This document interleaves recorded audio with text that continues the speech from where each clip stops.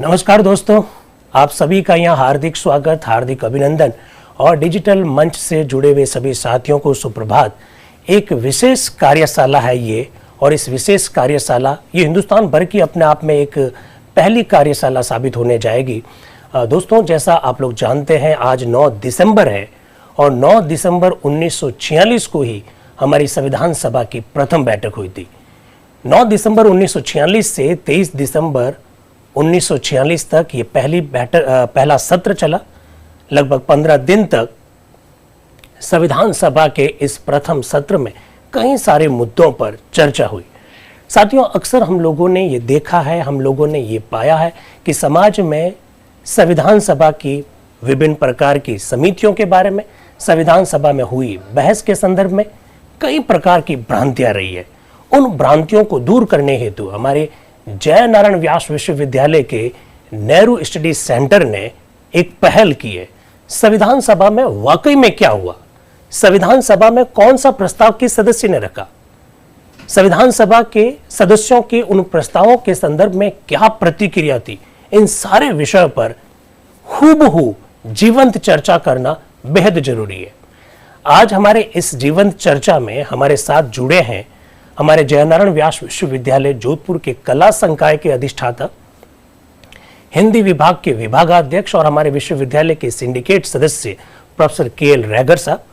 Sir, आपका हार्दिक स्वागत है, हार्दिक अभिनंदन है। मैं सर को आमंत्रित करने से पहले एक दुर्घटना के बारे में आप लोगों का ध्यान आकर्षित करूंगा। कल हमारे देश के प्रथम सीडीएस माननीय विपिन रावत साहब का निधन हो गया। आज इस डिजिटल मंच से मैं उनके निधन पर श्रद्धा सुमन अर्पित करता हूं, और जिस तरह से उन्होंने पिछले कुछ वर्षों से देश के लिए जो काम किया है उनको हम लोग याद करते हैं। एक बहुत दुखद घटना पर शोक व्यक्त करते हुए इस कार्यक्रम की हम लोग शुरुआत कर रहे हैं। बिना किसी औपचारिकता से हम लोग कार्यक्रम की शुरुआत कर रहे हैं। Professor KL. रैगर साहब मुझे लगता है कि जुड़ चुके हैं। मैं प्रोफेसर रैगर साहब, मैं टेक्निकल टीम से निवेदन करूंगा कि प्रोफेसर रैगर साहब को अनम्यूट करें। और प्रोफेसर रैगर साहब, जैसा मैंने कहा कि हमारे विश्वविद्यालय में कला संकाय के आप अधिष्ठाता हैं, हिंदी विभाग के विभागाध्यक्ष हैं।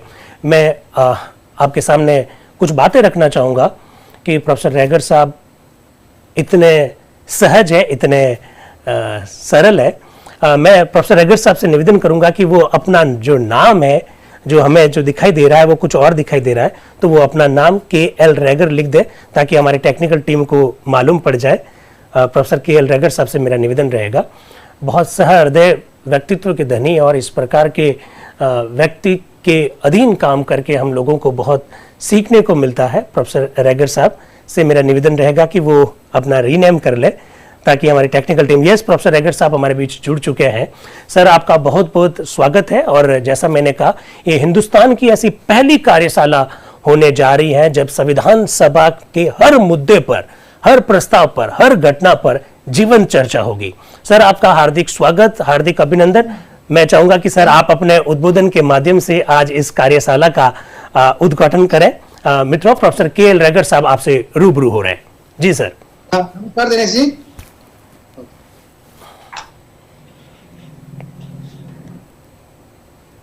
आज हमारे लिए सबसे पहले मैं उस दुखद घटना के बारे में आप लोगों का ध्यान आकर्षित करना चाहूंगा, जिसका जिक्र दिनेश जी गहलोत साहब ने अभी भी किया कि हमारे भारत के प्रथम सीडीएस माननीय विपिन कुमार रावत जी की हेलीकॉप्टर दुर्घटना में कल रात आकस्मिक निधन हो गया। हम उनको सबसे पहले श्रद्धा सुमन अर्पित करते हैं और दिवंगत आत्मा को श्रद्धांजलि अर्पित करते हुए दिव्य शक्ति से प्रार्थना करते हैं कि उनकी आत्मा को शांति प्रदान करें और शोक संपन्न परिवार और पूरे राष्ट्र को उस दुख को सहन करने की शक्ति दे। नमन। ओम शांति शांति शांति। जय नारायण व्यास विश्वविद्यालय जोधपुर के नेहरू युवा केंद्र द्वारा आज एक बहुत ही महत्वपूर्ण पहल की जा रही है। इसके ऊर्जावान निर्देशक डॉक्टर दिनेश गहलोत जी के मैं इस अवसर पर उनको बहुत बहुत शुभकामनाएं देता हूं तथा उम्मीद करता हूं कि इस श्रृंखला के द्वारा डॉक्टर दिनेश न केवल संविधान के प्रति अपितु संविधान में क्या क्या निहित है और संविधान बनने से पूर्व किन किन घटनाक्रमों से गुजरना पड़ा उसके संबंध में आपसे चर्चा करेंगे। 2-3 दिन पूर्व जब ये पत्र लेकर के आए और मुझे दिया कि सर आपको इस कार्यक्रम की अध्यक्षता करना है, तो मुझे बहुत प्रसन्नता हुई कि इतना महत्वपूर्ण कार्य डॉक्टर दिनेश के द्वारा जारी किया जा रहा है। कोई भी कार्य जब हम किया जाता है तो उसके पीछे हमारा वृहदस्त होता है और इस कार्यक्रम के पीछे भी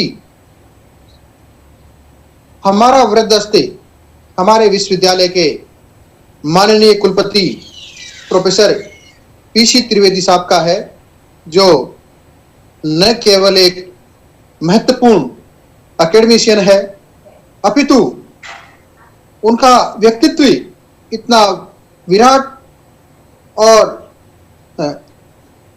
खुला व्यक्तित्व है कि उनका आशीर्वचन के बिना हम किसी कार्य की शुरुआत की कल्पना भी नहीं कर सकते। दिनेश जी ने मुझे मैसेज भेजा कि कुलगुरु इन्हीं कार्यों में व्यस्त हैं, तो सर आप ही को कुछ उद्बोधन देना है। लेकिन हम माननीय कुलपति महोदय की आज्ञा अनुसार इस कार्यक्रम की शुरुआत करते हैं, इस कार्यक्रम का शुभारंभ करते हैं। उनका आशीर्वाद सदैव हम पर बना रहता है। और जब पिछले 1.5-2 वर्षों से जब ये कोरोना चल रहा था, तो श्रीमान जी ने ही अनेक विभागाध्यक्षों अधिष्ठाताओं से वार्ता कर कहा कि विश्वविद्यालय की किसी भी तरह की गतिविधियां स्थिर नहीं होनी चाहिए, विरत नहीं होनी चाहिए। और उन्हीं के आशीर्वाद से लगभग 250 वेबिनार पिछले दिनों विश्वविद्यालय के विभिन्न विभागों और केंद्रों द्वारा आयोजित किया गया, जो एक अनूठी पहल है। इसी श्रृंखला में नेहरू अध्ययन केंद्र के ऊर्जावान डायरेक्टर डॉक्टर दिनेश जी गहलोत ने यह पहल की है। और वास्तव में ऐसे समय में संविधान के संबंध में चर्चा करना, जहां संविधान और उनके प्रावधानों को लेकर के गलत तरह की व्याख्या की जा रही है, तो ये चर्चा निश्चित रूप से प्रासंगिक रहेगी। 26 नवंबर को अभी मुझे संविधान दिवस के कार्यक्रम में बुलाया गया था। वैसे तो विश्वविद्यालय स्तर पर संविधान दिवस के अवसर पर शपथ का कार्यक्रम हुआ था, जिसे हम केवल महज औपचारिकता कह सकते हैं। जब मैं किसी कार्यक्रम में था तो कई तरह के चर्चाएं और कई तरह के सवाल संविधान को लेकर के आया। जैसा कि दिनेश जी ने यह पहल शुरू की है, तो मैंने कुछ चीजें इंटरनेट से तलाशी, क्योंकि इन दिनों मेरी भी कुछ व्यस्तताएं हैं, तो भागते भागते मुझे कुछ कहने के लिए सामग्री जुटानी थी। तो मित्रों, इस वेबिनार में जब मैंने इसको चेक किया तो लगभग 70 से अधिक विद्वान इसके साथ में जुड़ गए थे। और हो सकता है कि अब यह आंकड़ा 100 के पार हो गया हो। संविधान सभा जब कैबिनेट मिशन के द्वारा जुलाई 1946 में ये प्रस्ताव पारित किया गया था कि भारत को ब्रिटिश साम्राज्य से अलग कर स्वतंत्र करना है, तो कैबिनेट मिशन ने एक शर्त रखी थी कि जब तक आप अपना संविधान नहीं बना लेंगे तब तक ये इस तरह की कार्यवाही नहीं हो पाएगी। लेकिन 15 अगस्त 1947 को ब्रिटिश नियंत्रण से हमारे देश को आज़ादी मिली, हम मुक्त हुए, स्वतंत्र हुए, उससे पूर्व ही संविधान सभा का गठन हो गया था और उस गठन के पश्चात इसकी जो पहली बैठक है वो 9 दिसंबर से लेकर के और 23 दिसंबर 1946 तक चली। और इसी बात को लेकर के इतिहास के उन पन्नों को टटोलते हुए डॉक्टर दिनेश गहलोत ने ये मिशन शुरू किया है कि संविधान निर्माण से जुड़ी हुई गलत तरह की भ्रांतियां हैं, गलत तरह के तथ्य हमारे सामने प्रस्तुत किए जाते हैं और कई बार तो हम चकरा जाते हैं कि एक व्यक्ति क्या कह रहा है, दूसरा व्यक्ति क्या कह रहा है, तथ्यों को हम नहीं जान पाते हैं। लेकिन जब तथ्य हमारे सामने नहीं होते हैं तो भ्रांतियां फैलना बहुत ही जरूरी होता है। तो मुझे ये भी जानकर अत्यंत प्रसन्नता हुई कि इस 9 से लेकर के 13 लगभग 15 दिन तक ये संगोष्ठी चलेगी और उसमें दिनेश जी प्रमुख वक्ता के रूप में होंगे और कभी आवश्यकता पड़ी तो ये किसी दूसरे विद्वान वक्ता को इसमें सम्मिलित करेंगे। अच्छी पहल है। तो मुझे इंटरनेट से पता चला कि नई दिल्ली का जो कॉन्स्टिट्यूशन हॉल है, जिसे अब संसद भवन कहा जाता है, उसके केंद्रीय कक्ष में संविधान सभा की प्रथम बैठक या हम कहें उसका प्रथम सत्र आहूत किया गया। और उस प्रथम सत्र में जब शुरू हुआ तो उस भवन को इतना अच्छी तरह से सजाया गया जिसको हमारा वर्तमान का जो संसद का स्वरूप दिया गया। उसकी प्रथम पंक्ति में जवाहरलाल नेहरू जी, जवाहरलाल नेहरू जी, अब्दुल कलाम आजाद साहब, सरदार पटेल, जी.बी. कृपलानी, डॉक्टर राजेंद्र प्रसाद, बाबा साहब भीमराव अंबेडकर, सरोजिनी नायडू, हरे कृष्ण मेहताब, गोविंद वल्लभ पंत जी, शरद चंद्र बोस, चक्रवर्ती राजगोपालाचार्य जी, एम आसफ अली, कुछ महिलाएं, 207 सदस्य इस संविधान सभा की प्रथम बैठक में उस दिन उपस्थित हुए। क्योंकि एक परंपरा बनाएगी कि उसमें जो सभा में सबसे वयोवृद्ध सदस्य होगा उनको अस्थायी अध्यक्ष के रूप में चुना जाएगा। माननीय आचार्य जे.बी. कृपलानी इस सभा का संचालन कर रहे थे। उन्होंने अस्थायी अध्यक्ष के रूप में डॉक्टर सच्चिदानंद सिन्हा का नाम पुकारा और अस्थायी इस प्रथम सभा का जो अध्यक्षता है पीठासीन अधिकारी के रूप में वो डॉक्टर सच्चिदानंद सिन्हा साहब ने किया। और ये सत्र लगभग 23 दिसंबर 1946 तक लगभग आप समझ लीजिए 15 दिन ये प्रथम सत्र चला। आप समझ सकते हैं ये संविधान सभा का सत्र न समझ करके हम इसको संसद का प्रथम सत्र समझे तो ज्यादा ठीक होगा। क्योंकि जब 1952 तक चुनाव नहीं हुए तो संविधान सभा के इन्हीं सदस्यों को संसद सदस्य मान करके और अस्थायी रूप से हमारी कार्यकारिणी और हमारा संसद चली थी। और मैंने जब नोट्स लिए तो मुझे पता चला कि संविधान में जो 2 वर्ष 11 महीने और 18 दिन का समय लगा तो उसकी 11 महत्वपूर्ण बैठकें हुई। पहली बैठक 9 से 23 सितंबर 46, दूसरी बैठक 20 से 25 जनवरी 1947। उन तथ्यात्मक रूप से तो दिनेश जी बहुत व्यापक रूप से आपको बताएंगे। तीसरी बैठक 28 अप्रैल से 2 मई 1947। चौथी बैठक 14 जुलाई से लेकर 31 जुलाई 1947। पांचवी बैठक 14 अगस्त से 30 अगस्त 1947। छठी बैठक एक ही दिन चली 27 जनवरी को। सातवीं बैठक 4 नवंबर 1948 से 8 जनवरी 1949 तक। आठवीं बैठक 16 मई से 16 जून 1949 तक जो लंबी चली। नौवीं बैठक भी लंबी चली जो 30 जुलाई 1949 से 18 सितंबर 1949 तक चली, और 10वीं बैठक 6 से लेकर 17 अक्टूबर 1949 को चली, और अंतिम बैठक 14 नवंबर से 26 नवंबर 1949 तक चल करके, और हमने संविधान को आत्मार्पित किया। और इस पर हस्ताक्षर 24 जनवरी अपनी 12वीं जो संक्षिप्त बैठक थी 24 जनवरी 1950 को हस्ताक्षर करके 26 जनवरी 1950 से इसको लागू किया। ये संक्षिप्त सा घटनाक्रम है जिसके बारे में मैंने केवल सूचनाएं आपको नेट से ली। तो जब इन घटनाक्रमों में क्या हुआ क्या नहीं हुआ उनके बारे में विस्तृत रूप से चर्चा और विचार विमर्श करके, और एक ऐसा पुष्प हमारे जिसको अर्पित किया, आगे जी ने संविधान को एक ऐसी मंजूषा के रूप में कहा है, ऐसी शक्ति के रूप में कहा है कि जिसको हम जितना नमन करें उतना तो कमी है, लेकिन उतना इसके प्रावधानों को हम मन से अपनाएं।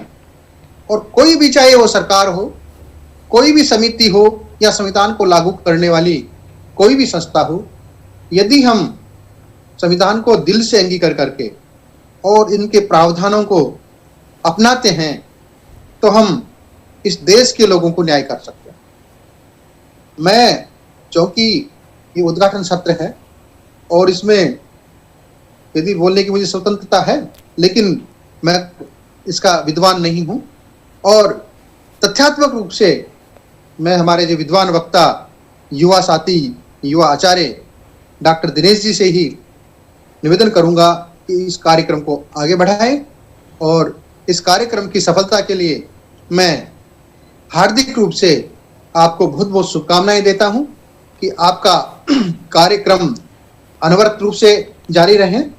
और जैसे जैसे मुझे समय लगेगा, क्योंकि 15 दिन तक आपने यही लिंक बना रखा है, तो मुझे समय मिलेगा, सुबह सुबह का समय भाग दौड़ का होता है, तैयार होकर के मुझे भी निकलना होगा, तो मैं अवश्य जुड़ूंगा।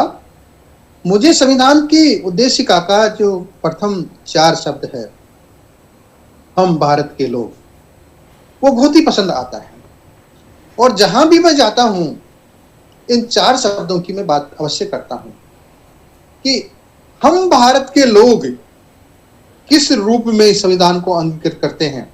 और ये संविधान किसी एक व्यक्ति के लिए नहीं बनता है, नहीं बनाया गया है। हम भारत के लोग टोटलिटी में, भारत का चाहे गरीब हो, अमीर हो, चाहे वो हिंदू हो, चाहे मुस्लिम हो, और चाहे वो निम्न तबके का हो, जब हम भारत के लोग कह करके इस संविधान की उद्देशिका को जब प्रस्तावित किया गया, तो एक रोमांचित होने वाला जो शब्द है हमारे सामने आता है। और हम भारत के लोग की यदि आप दार्शनिक, सामाजिक या साहित्यिक रूप से व्याख्या करते हैं, तो मैं समझता हूं कि जो पूरी तरह की जो हमारे जो भ्रांतियां हैं या जो निर्मूल अवधारणाएं वो टूटती हुई नजर आती है, और केवल हमारे पास में क्या रह जाता है, भारत रह जाता है, भारत राष्ट्र रह जाता है, भारतीय गणतंत्र रह जाता है।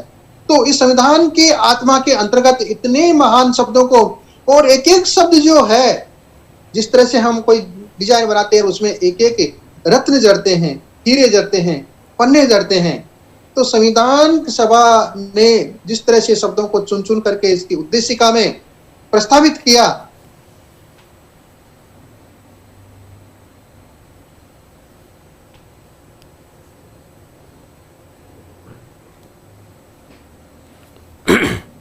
तो एक एक शब्दों पर आप ध्यान दें, इंगित करते हैं।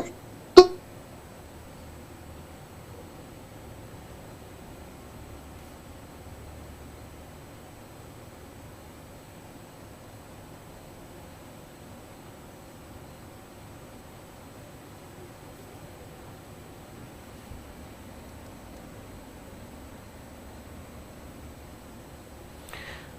मुझे लग रहा है कि सर नेटवर्क से थोड़ा बाहर जा रहे हैं, नेटवर्क कमज़ोर है, सर की आवाज़ हम लोगों को ठीक ढंग से पहुंच नहीं पा रही है। तो मैं सर का बहुत बहुत आभार व्यक्त करता हूं कि सर ने बहुत ही सुंदर ढंग से अपनी बात को रखा और कई सारे ऐसे तथ्यों को हमारे सामने रखा जो मुझे लगता है कि आगे आने वाले हमारी इस कार्यशाला के अगले घंटों में हमारे लिए मार्गदर्शन का काम करेगी।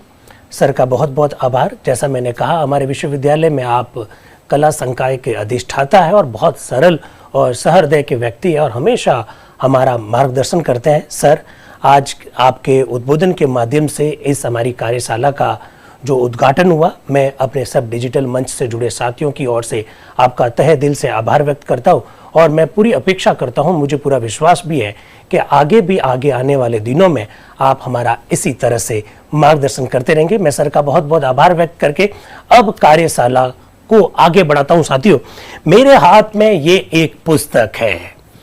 चूंकि मैं आपको एक बात बताना चाहूंगा और एकदम स्पष्ट कर देना चाहता हूं, 9 दिसंबर 1946 को संविधान सभा की पहली बैठक हुई। किसने क्या बोला? 9 दिसंबर को बैठक की शुरुआत किसने की? अभी सर डीन साहब बता रहे थे, बहुत सुंदर ढंग से सर ने अपनी बात को रखा कि JB करबलानी साहब उस दिन की बैठक का संचालन कर रहे थे। तो कौन पहले बोलने के लिए वक्ता के रूप में आए? 9 दिसंबर 1946 की पहली बैठक में कितने सदस्यों ने भाग लिया? उसमें कितनी महिलाएं थी? डॉक्टर सच्चिदानंद सिन्हा संविधान सभा के अस्थायी अध्यक्ष थे। क्यों अस्थायी अध्यक्ष थे? इन सारे मुद्दों पर हम लोग विचार करना चाहते हैं साथियों। और मैं आपको एकदम बताना चाहता हूं, ये जो पीछे मेरे आप फोटो देख रहे हैं, इसमें पंडित जवाहरलाल नेहरू आपको दिखाई दे रहे हैं। चूंकि नेहरू स्टडी सेंटर में मैं निदेशक के रूप में काम कर रहा हूं, हमारे विश्वविद्यालय का एक सेंटर है और नेहरू स्टडी सेंटर के बैनर तले इस कार्यक्रम का आयोजन किया जा रहा है। और ये संविधान सभा का हूबहू फोटो है। संविधान सभा के सारे मेंबर्स आपको दिखाई दे रहे हैं और यहाँ पर नेहरू जी आपको संबोधित करते हुए दिखाई दे रहे हैं। संविधान सभा में जो कुछ भी हुआ, संविधान सभा में जिसने भी जो प्रस्ताव रखा, हूबहू इसकी चर्चा की गई है इस पुस्तक में। आप मुझसे पूछ सकते हैं ये पुस्तक किसने लिखी, आप मुझसे ये पूछ सकते हैं कि इस पुस्तक की प्रामाणिकता क्या। बिल्कुल आपका प्रश्न वाजिब है साथियों। मैं बिल्कुल आपको बताऊंगा कि ये पुस्तक किसी रचयिता की नहीं है, कोई लेखक नहीं है इस पुस्तक का।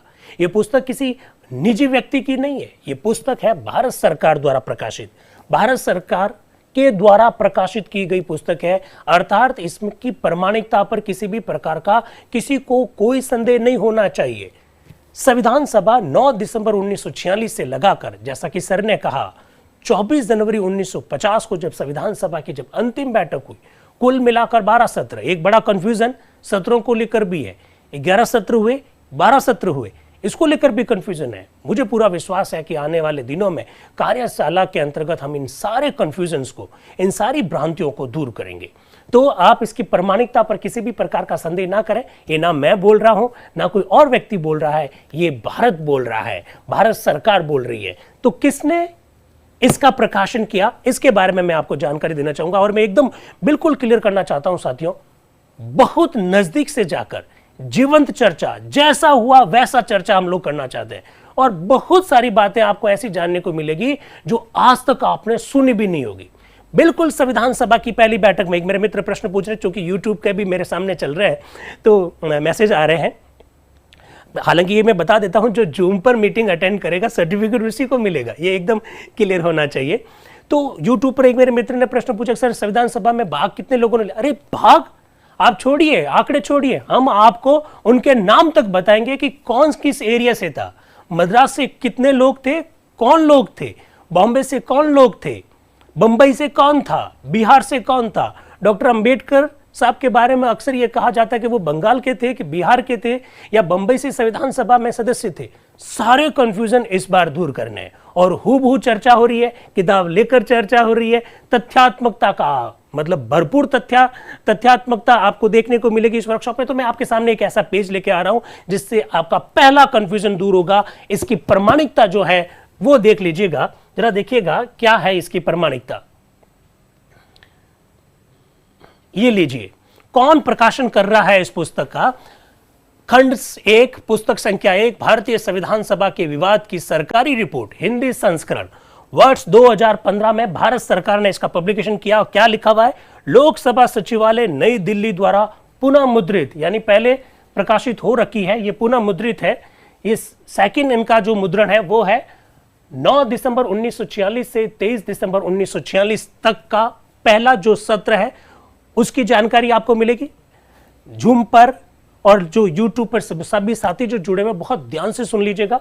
लोकसभा सचिवालय नई दिल्ली द्वारा मुद्रित है ये, अर्थात इसकी प्रामाणिकता पर किसी भी प्रकार का कोई संदेह नहीं है। ये पुस्तक जो है, इस पुस्तक में जो लिखा हुआ है, इसके हमने पहले पिक्स लिए और पिक्स आपको डायरेक्ट दिखाए जाएंगे, जैसा पुस्तक में लिखा हुआ वैसा का वैसा। अगर आप कहेंगे कि खोल के दिखाइए तो बिल्कुल आपको खोल के भी इस तरह से दिखाया जाएगा। ये पहला पेज आपके सामने है, अभी मैं आपके सामने प्रस्तुत करने वाला हूं।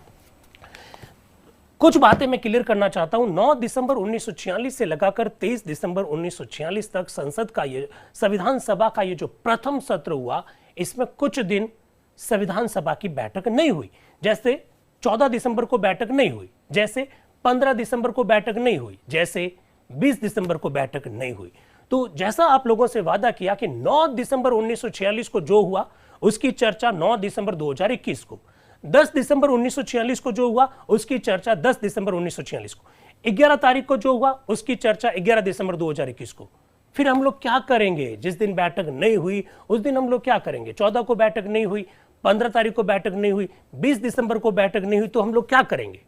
वो जो 3 दिन है, प्रथम सत्र के वे 3 दिन जिस दिन बैठक नहीं हुई, या एक ऐसी बैठक जिसमें बहुत कम चर्चा हुई, मुश्किल से 2-2.5 पेजेस में हमको वो जानकारी मिलती है, उस दिन हम संविधान सभा के संदर्भ में अन्य जो तथ्यात्मक जानकारियां हैं वो आपके साथ साझा करेंगे। उस दिन आपके कई सारे प्रश्नों को भी लेंगे और सारी भ्रांतियों को दूर करने का प्रयास करेंगे। तो 9 दिसंबर 1946 को संविधान सभा की प्रथम बैठक हूबहू आपके सामने रखने जा रहा हूं, जरा देखिएगा।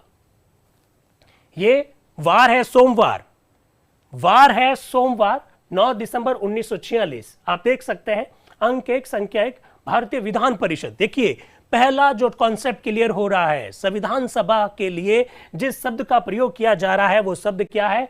विधान परिषद। तो एकदम क्लियर हो जाइए। आप लोग देखते हैं अक्सर प्रतियोगी परीक्षाओं की जब तैयारी करते हैं, ड्राफ्टिंग कमेटी, ड्राफ्टिंग कमेटी को हम लोग प्रारूप समिति कहते हैं, लेकिन एक बार प्रश्न पूछा जा चुका है पांडुलेखन समिति। विद्यार्थी सोच में पड़ गया ये पांडुलेखन क्या है? पांडुलेखन कहिए, मसौदा समिति कहिए, ड्राफ्टिंग कमेटी कहिए, प्रारूप समिति कहिए, ये सब चीजें एक ही है। ठीक इसी प्रकार से क्या लिखा हुआ है जरा देखिएगा। यहां लिखा हुआ है संविधान सभा के लिए विधान परिषद, भारतीय विधान परिषद के वाद विवाद की सरकारी रिपोर्ट, हिंदी संस्करण विशेष सूची। अर्थात 9 दिसंबर 1946 को क्या क्या हुआ वो लिस्ट में दे रखा है। नंबर 1 आप देख लीजिएगा, इसको देखिए, अस्थायी सभापति का निर्वाचन, अस्थायी सभापति का निर्वाचन शब्द लिखा हुआ है। एक दूसरा, शुभकामनाओं के संदेश। कई देशों ने हमारी संविधान सभा की ये जो पहली बैठक होने जा रही थी उस उपलक्ष्य में हमको शुभकामनाएं भेजी, हमको विशेष भेजी। जैसे हमारे डीन साहब ने आज हमारी कार्यशाला के लिए कई सारी शुभकामनाएं भेजी, ठीक उसी प्रकार से कई देशों ने शुभकामनाओं के संदेश भेजे। वो पढ़कर सुनाएंगे आपको किस देश ने हमारे लिए क्या कहा। ब्रिटिश बलूचिस्तान के खान अब्दुल समद खान के चुनाव संबंधी आवेदन।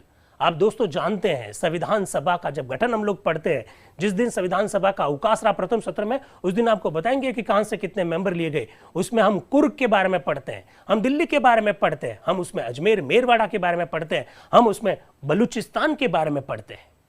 ये जो बलूचिस्तान है, उस बलूचिस्तान से कौन आया संविधान सभा का मेंबर और उसको लेकर क्या विवाद हुआ, उस पर भी चर्चा 9 दिसंबर 1946 को होगी। बिल्कुल आपको एक एक आंकड़ा आपके सामने रखा जाएगा। फिर आइए सभापति का उद्घाटन भाषण, बहुत शानदार उद्बोधन रहा डॉक्टर सच्चिदानंद सिन्हा का। पूरा उद्बोधन आपके सामने रखा जाएगा, क्योंकि कभी वो दिन भी हुआ करते थे जब हम 1 घंटा पूरी संविधान सभा पे चर्चा करते थे। फिर कभी वो दिन भी आया जब हमने 1 घंटा संविधान सभा के प्रथम सत्र पर चर्चा की। आज वो दिन भी आया जब हम केवल पहली बैठक पर 1 घंटा चर्चा करेंगे। 9 दिसंबर पर 1 घंटा चर्चा करेंगे। सभापति का उद्घाटन भाषण। अब देखिए उपसभापति का मनोनीतकरण। संविधान सभा में कितने उपाध्यक्ष थे? कोई कहता 1 था, कोई कहता 2 था, कोई कहते 4 थे। क्या कोई उपसभापति भी था? आज क्लियर करेंगे उपसभापति कौन थे, क्यों बनाए गए उपसभापति, सब कुछ लिखा हुआ है संविधान सभा की इस पहली बैठक के अंतर्गत। श्री कृष्णदेव रैकूट का स्वर्गवास। ये कृष्णदेव रैकूट कौन है? इनका स्वर्गवास का 9 दिसंबर 1946 की संविधान सभा की पहली बैठक के साथ क्या संबंध है, उस पर चर्चा करेंगे। ये सब पॉइंट मैंने नहीं लिखे हैं, ये जो पुस्तक है इस पुस्तक में सारे लिखे हुए हैं, उसी का पेज मैंने आपके सामने शेयर किया है। फिर देखिएगा परिचय पत्रों की पेशी और रजिस्टर पर हस्ताक्षर। संविधान सभा की इस पहली बैठक में कौन कौन लोग आए, किस तरह से उन्होंने अपने परिचय पत्र जमा करवाए, किस तरह से उनके हस्ताक्षर किए गए, पहले हस्ताक्षर किसने किए, कौन थे लोग जिन्होंने पहली बैठक में भाग लिया, कितनी महिलाएं थी, संविधान सभा की इस प्रथम बैठक में कितनी महिलाएं थी, 9 थी, 10 थी, बड़ा कंफ्यूजन देखने को मिलता है, कौन थी, कौन कौन सी महिलाएं थी, तीसरा कहां की थी, वो किस राज्य का रिप्रेजेंटेशन कर रही थी, सब कुछ क्लियर होगा। क्योंकि आज आपने अपने ज्ञान का प्रदर्शन नहीं है, सब कुछ लिखा हुआ है संविधान सभा की इन बहस में, जो आपके सामने पुस्तक मैंने दिखाई उसमें लिखा हुआ है। तो इन मुद्दों पर 9 दिसंबर को सारा मामला हुआ। आगे बढ़ते हैं हम लोग। ये लीजिए, संविधान सभा का जीवंत प्रदर्शन आपके सामने होने जा रहा है। भारतीय विधान परिषद, क्या शब्द का प्रयोग कर रखा है संविधान सभा के लिए, भारतीय विधान परिषद, भारतीय विधान परिषद। वार सोमवार 9 दिसंबर वर्ष 1946। कहां पर हो रही है? भारतीय विधान परिषद की प्रथम बैठक कॉन्स्टिट्यूशन हॉल नई दिल्ली में सोमवार तारीख 9 दिसंबर 1946 को सवेरे 11 बजे, सोमवार को बैठक है, 9 दिसंबर को बैठक है, सुबह 11 बजे बैठक है। यह कोई जरूरी नहीं है कि रोजाना बैठक 11 बजे ही होगी, कोई जरूरी नहीं है। कोई जरूरी नहीं है कि संडे को अवकाश होगा, कभी संडे को अवकाश हुआ, कभी संडे को अवकाश नहीं हुआ। इन सारे मुद्दों पर एक एक करके चर्चा करने जा रहे हैं। कौन बोल रहा है संविधान सभा में सबसे पहले वक्ता के रूप में? ये लीजिएगा, कोई मेरा तथ्य नहीं है, ये संविधान सभा की बैठक का पहला देखिए वक्ता। अस्थायी सभापति का चुनाव होने जा रहा है और पहले वक्ता के रूप में कौन आ रहे हैं? जेबी कृपलानी। कहां से थे? संयुक्त प्रांत से थे जेबी कृपलानी साहब आ रहे हैं। क्या कह रहे हैं?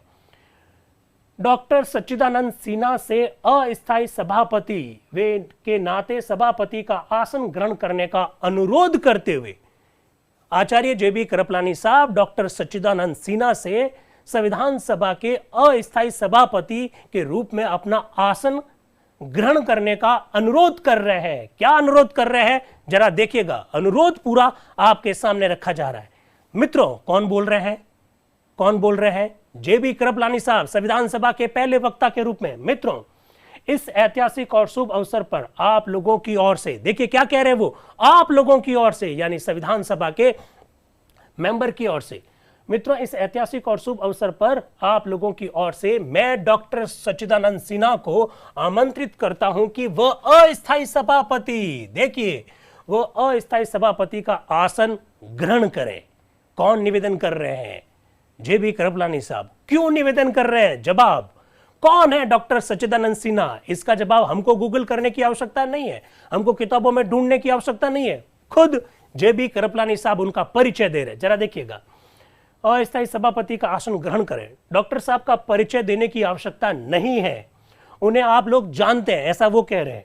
वह हम लोगों में न केवल वयोवृद्ध है, बिल्कुल क्लियर हो रहा है, वो हम सब लोगों में वयोवृद्ध है। और आप लोग अच्छी तरह से जानते हैं कि डॉक्टर सच्चिदानंद सिन्हा ने संविधान सभा की प्रथम बैठक की अध्यक्षता इसी वजह से की क्योंकि वो संविधान सभा के सबसे वयोवृद्ध सदस्य हैं।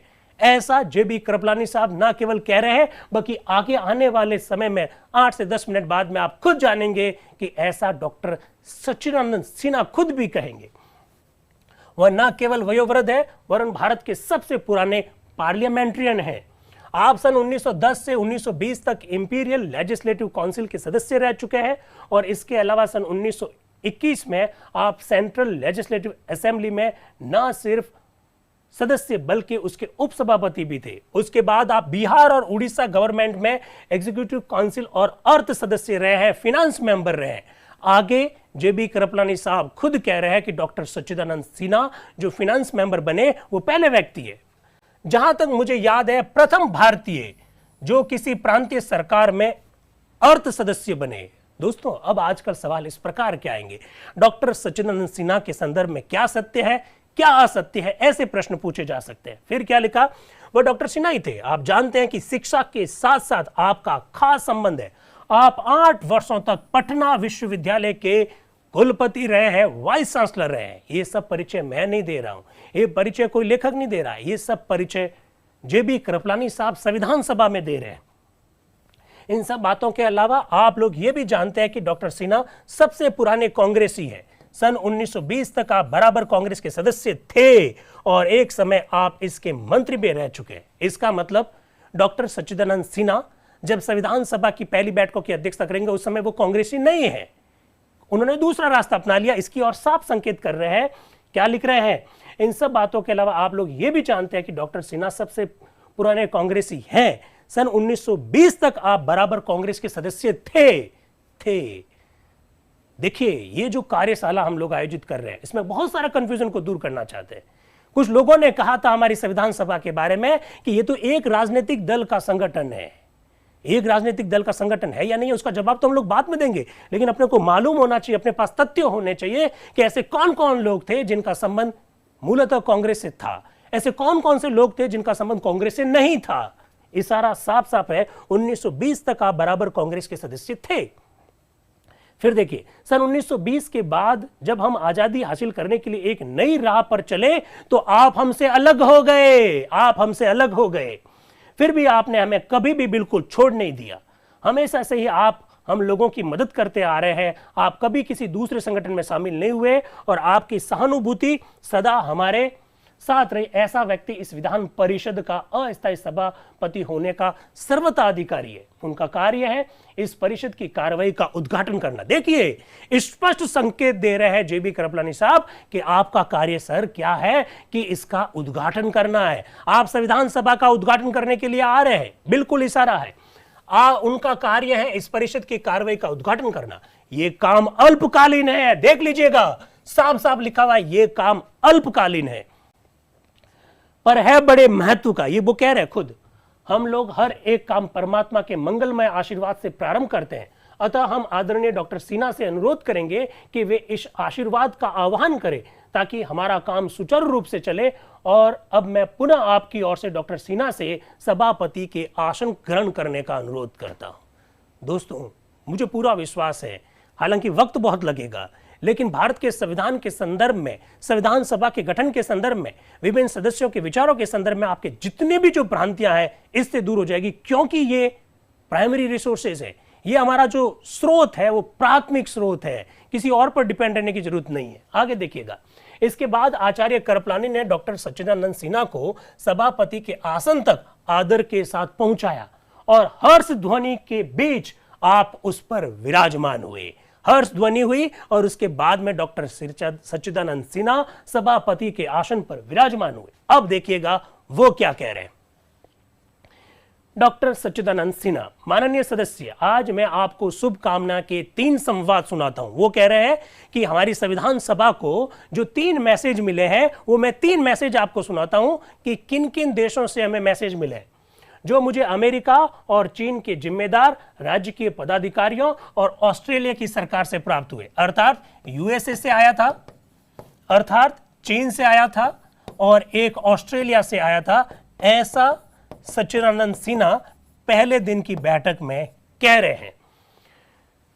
क्या मैसेज है? हूबहू मैसेज आपके सामने। प्रिय डॉक्टर सिन्हा, निम्नलिखित तार मुझे अमेरिका के स्थानापन्न सेक्रेटरी ऑफ स्टेट से मिला है। इसे आपके पास भेजने में मुझे बड़ी खुशी है। तार को वो पढ़कर सुना रहे हैं। डॉक्टर सच्चिदानंद सिन्हा, अस्थायी सभापति विधान परिषद। मैं बार बार विधान परिषद शब्द का प्रयोग कर रहा हूं संविधान सभा के लिए, क्योंकि उस समय विधान परिषद कहा जाता था। आगे सुनिए क्या कह रहे हैं। अमेरिका की ओर से हमें जो लेटर भेजा गया उस दिन क्या कह रहे हैं। 9 दिसंबर के आगमन पर, 9 दिसंबर यानी 9 दिसंबर के आगमन पर मैं विधान परिषद के अस्थायी सभापति होने के नाते आपको और आपके द्वारा भारतीय जनता को इस महान अर्थ की सफलता के लिए जो आप प्रारंभ करने जा रहे हैं, अमेरिकन सरकार एवं अमेरिका की जनता को शुभकामनाएं समर्पित करता हूं। मानव जाति के स्थायित्व, शांति और सांस्कृतिक समुन्नति के लिए भारत को बहुत कुछ देना है। आपके काम को संसार के स्वतंत्रता प्रेमी जनता गंभीर उत्साह और आशा से देखेगी। इसके बाद में हंसी हुई तो लिखा, सब लोगों ने बड़ी खुशी व्यक्त की, तो यहां पर लिख दिया हर्ष ध्वनि। यह है अमेरिका का मैसेज जो हमको मिला 9 दिसंबर 1946 को। 3 देशों के नाम मैंने आपके सामने रख दिए। आगे जरा बढ़िएगा। दूसरा संवाद आया चीनी रिपब्लिक से, चीनी प्रजातंत्र से। वो क्या कह रहे हैं। विधान परिषद के प्रारंभिक सभापति डॉक्टर सच्चिदानंद सिन्हा को विधान परिषद के उद्घाटन समारोह के शुभ अवसर पर मैं आपको चीन की राष्ट्रीय सरकार की ओर से ससम्मान अपनी हार्दिक बधाई देता हूं। मेरी हार्दिक कामना है कि आपकी ये विधान परिषद सुसंपन्न और प्रजातंत्रीय भारत की ठोस नींव डालने में सफल रहे, ऐसा चीन कह रहा है। उसके बाद में तीसरा संवाद ऑस्ट्रेलियन सरकार से है। क्या है? ऑस्ट्रेलिया ने बड़ी दिलचस्पी और हमदर्दी से उस घटनाक्रम को देखा है जिससे आज भारतीय जनता को विश्व की राष्ट्र सभा में उसका उचित स्थान मिला है। पता है ये किसकी ओर संकेत करना चाहते हैं? इनके भाषण से आपको, इनके मैसेज से कुछ समझे? ऑस्ट्रेलिया ने बड़ी दिलचस्पी और हमदर्दी से उस घटनाक्रम को देखा है जिससे आज भारतीय जनता को विश्व की राष्ट्र सभा में उसका उचित स्थान मिला। संयुक्त राष्ट्र सभा की बात कर रहे हैं। संयुक्त राष्ट्र संघ में भारत को प्रतिनिधित्व मिल चुका है। 24 अक्टूबर 1945 को संयुक्त राष्ट्र की स्थापना हो गई है। हम बात कर रहे हैं 9 दिसंबर 1946 की। फिर क्या लिखा है? अतः ऑस्ट्रेलियन सरकार विधान परिषद के उद्घाटन के शुभ अवसर पर इसे भारत के नवीन युग का प्रतीक समझकर इसकी सफलता के लिए विधान परिषद के सदस्यों को अपनी हार्दिक शुभकामनाएं भेजती है। फिर खुशी आ जाती है संविधान सभा में। मुझे विश्वास है ये सभा मुझे अधिकार और अनुमति देगी कि मैं इसकी तरफ से इन सरकारों को जिन्होंने हमें ऐसी प्रसन्नता और प्रेरणापूर्वक संवाद भेजे उनका धन्यवाद भेजूं। डॉक्टर सच्चिदानंद सिन्हा कह रहे हैं कि इन तीनों देशों से हमें जो मैसेज मिला है, मैं सभा से रिक्वेस्ट करूंगा कि मुझे परमिशन दे कि मैं इनका आभार व्यक्त करूं। फिर वो उनको परमिशन मिल जाती है। फिर देखिए क्या हो रहा है। कुर्ग, दिल्ली, अजमेर, मेरवाड़ा और बलूचिस्तान 4 ऐसे प्रांत थे जहां से संविधान सभा में सदस्य किस तरह से लिए गए आप अच्छी तरह से जानते हैं। बात करेंगे 292 प्लस 4 की बात करेंगे जब 93 सदस्य देशी रियासतों से जो लिए गए उस पर भी बात करेंगे। लेकिन ये जो बलूचिस्तान है, उस बलूचिस्तान से संविधान सभा में कौन मेंबर आ रहा है, उस मेंबर का नाम है और इस मेंबर का नाम को लेकर विवाद क्या है, उस विवाद पर बात करना चाहते हैं। ये चर्चा है, इस चर्चा का उद्देश्य ब्रिटिश बलूचिस्तान के खान अब्दुल समद खान का चुनाव संबंधी आवेदन, उनके चुनाव को लेकर विवाद खड़ा हो गया। क्या विवाद है जरा देखिएगा। सभापति यानी डॉक्टर सच्चिदानंद सिन्हा। दूसरी चीज जो मुझे इस सभा की निगाह में लानी है वह यह है कि मुझे ब्रिटिश बलूचिस्तान के खान अब्दुल समद खान से एक अर्जी मिली है जिसमें उन्होंने ब्रिटिश बलूचिस्तान की तरफ से नवाब मोहम्मद खान जोगजाई के विधान परिषद के प्रतिनिधि होने पर वैधानिक आपत्ति दर्ज की गई है। वो कह रहे हैं कि खान अब्दुल समद खान ये आपत्ति दर्ज करवा रहे हैं। क्या आपत्ति दर्ज करवा रहे हैं? कि बलूचिस्तान से जिस व्यक्ति का नाम भेजा गया है नवाब मोहम्मद खान जोगजाई, उसको आपने संविधान सभा का मेंबर कैसे बना दिया, इस पर मुझे आपत्ति है। क्या आपत्ति है? निश्चय ही सभा स्थायी सभापति के चुनाव हो जाने पर यथासमय इस मामले पर ध्यान मिलेगी। सभापति जी डॉक्टर सच्चिदानंद सिन्हा कह रहे कि मैं तो अस्थायी सभापति हूं, मुझे पूरा विश्वास है कि जब सभापति परमानेंट आ जाएंगे तो इस संदर्भ में निर्णय लेंगे उनके प्रतिनिधि के रूप में आने पर। मेरा क्या निर्णय आज मेरा क्या निर्णय 9 दिसंबर 1946 को डॉक्टर सच्चिदानंद सिन्हा कह रहे मेरा क्या निर्णय? मेरा यह निर्णय है कि स्थायी सभापति के चुनाव हो जाने पर जब तक इस मामले का फैसला नहीं हो जाता तब तक यही सदस्य जो प्रतिनिधि घोषित किए गए हैं सभा के सदस्य रहेंगे। यानी जो मेंबर आ चुके हैं वो सभा के सदस्य रहेंगे। कब तक?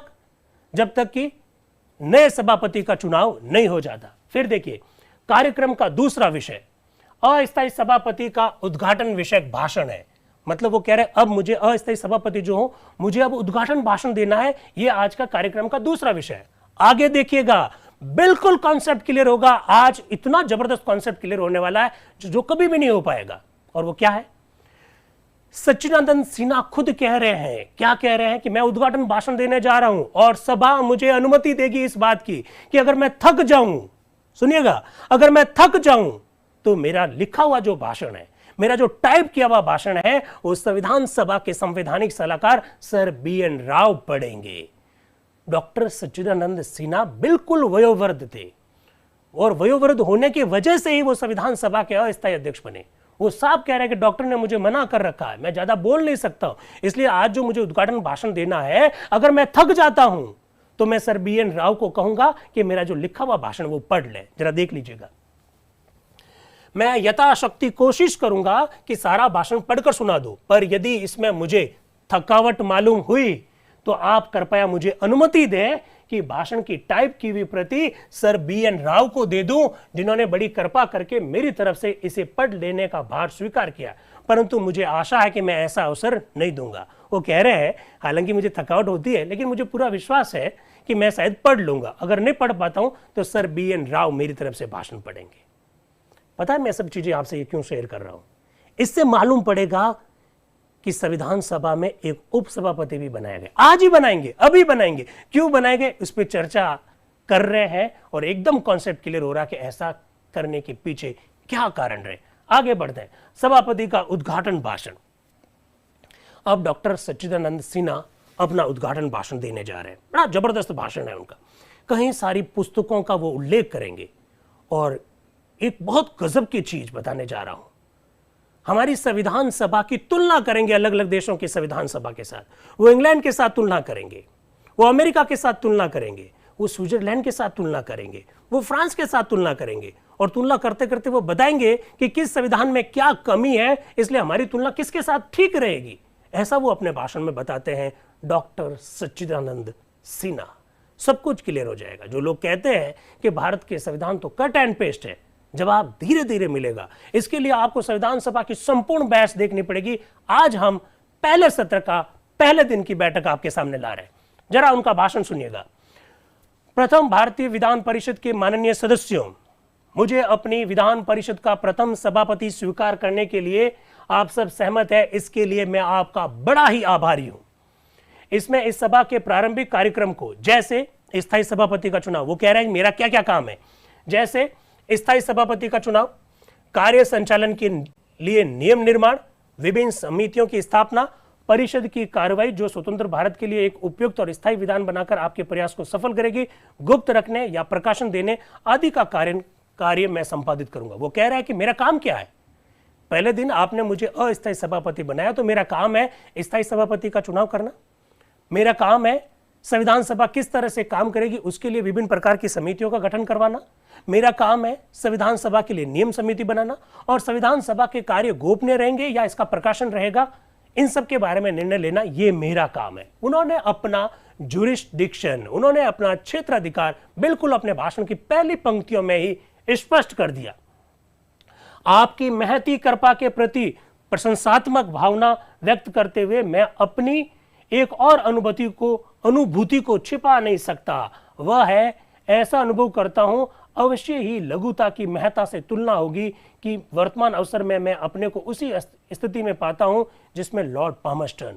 ये कह रहे हैं डॉक्टर सच्चिदानंद सिन्हा कि आपने मुझे आज पहले दिन की पहली बैठक की अध्यक्षता करने का जो भार सौंपा है, वो अपनी तुलना कर रहे हैं। महारानी विक्टोरिया के द्वारा लॉर्ड पामस्टन को जब सूरता की उच्चतम उपाधि जब दी थी, तो लॉर्ड पामस्टन जैसा महसूस कर रहा थे, वैसा का वैसा मैं भी महसूस कर रहा हूं। वो अपनी तुलना लॉर्ड पामस्टन के साथ कर रहे हैं। फिर देखिए, मैं खुद को कम उसी स्थिति में पाता हूं। यह बात मैं इसलिए कहता हूं कि आपने मुझे अपना सभापति स्वीकार किया केवल इस आधार पर कि, अब सुनिएगा क्या कह रहे हैं, आपने मुझे सभापति क्यों स्वीकार किया? बिल्कुल जवाब जरा सुनिएगा, वापस देखिएगा।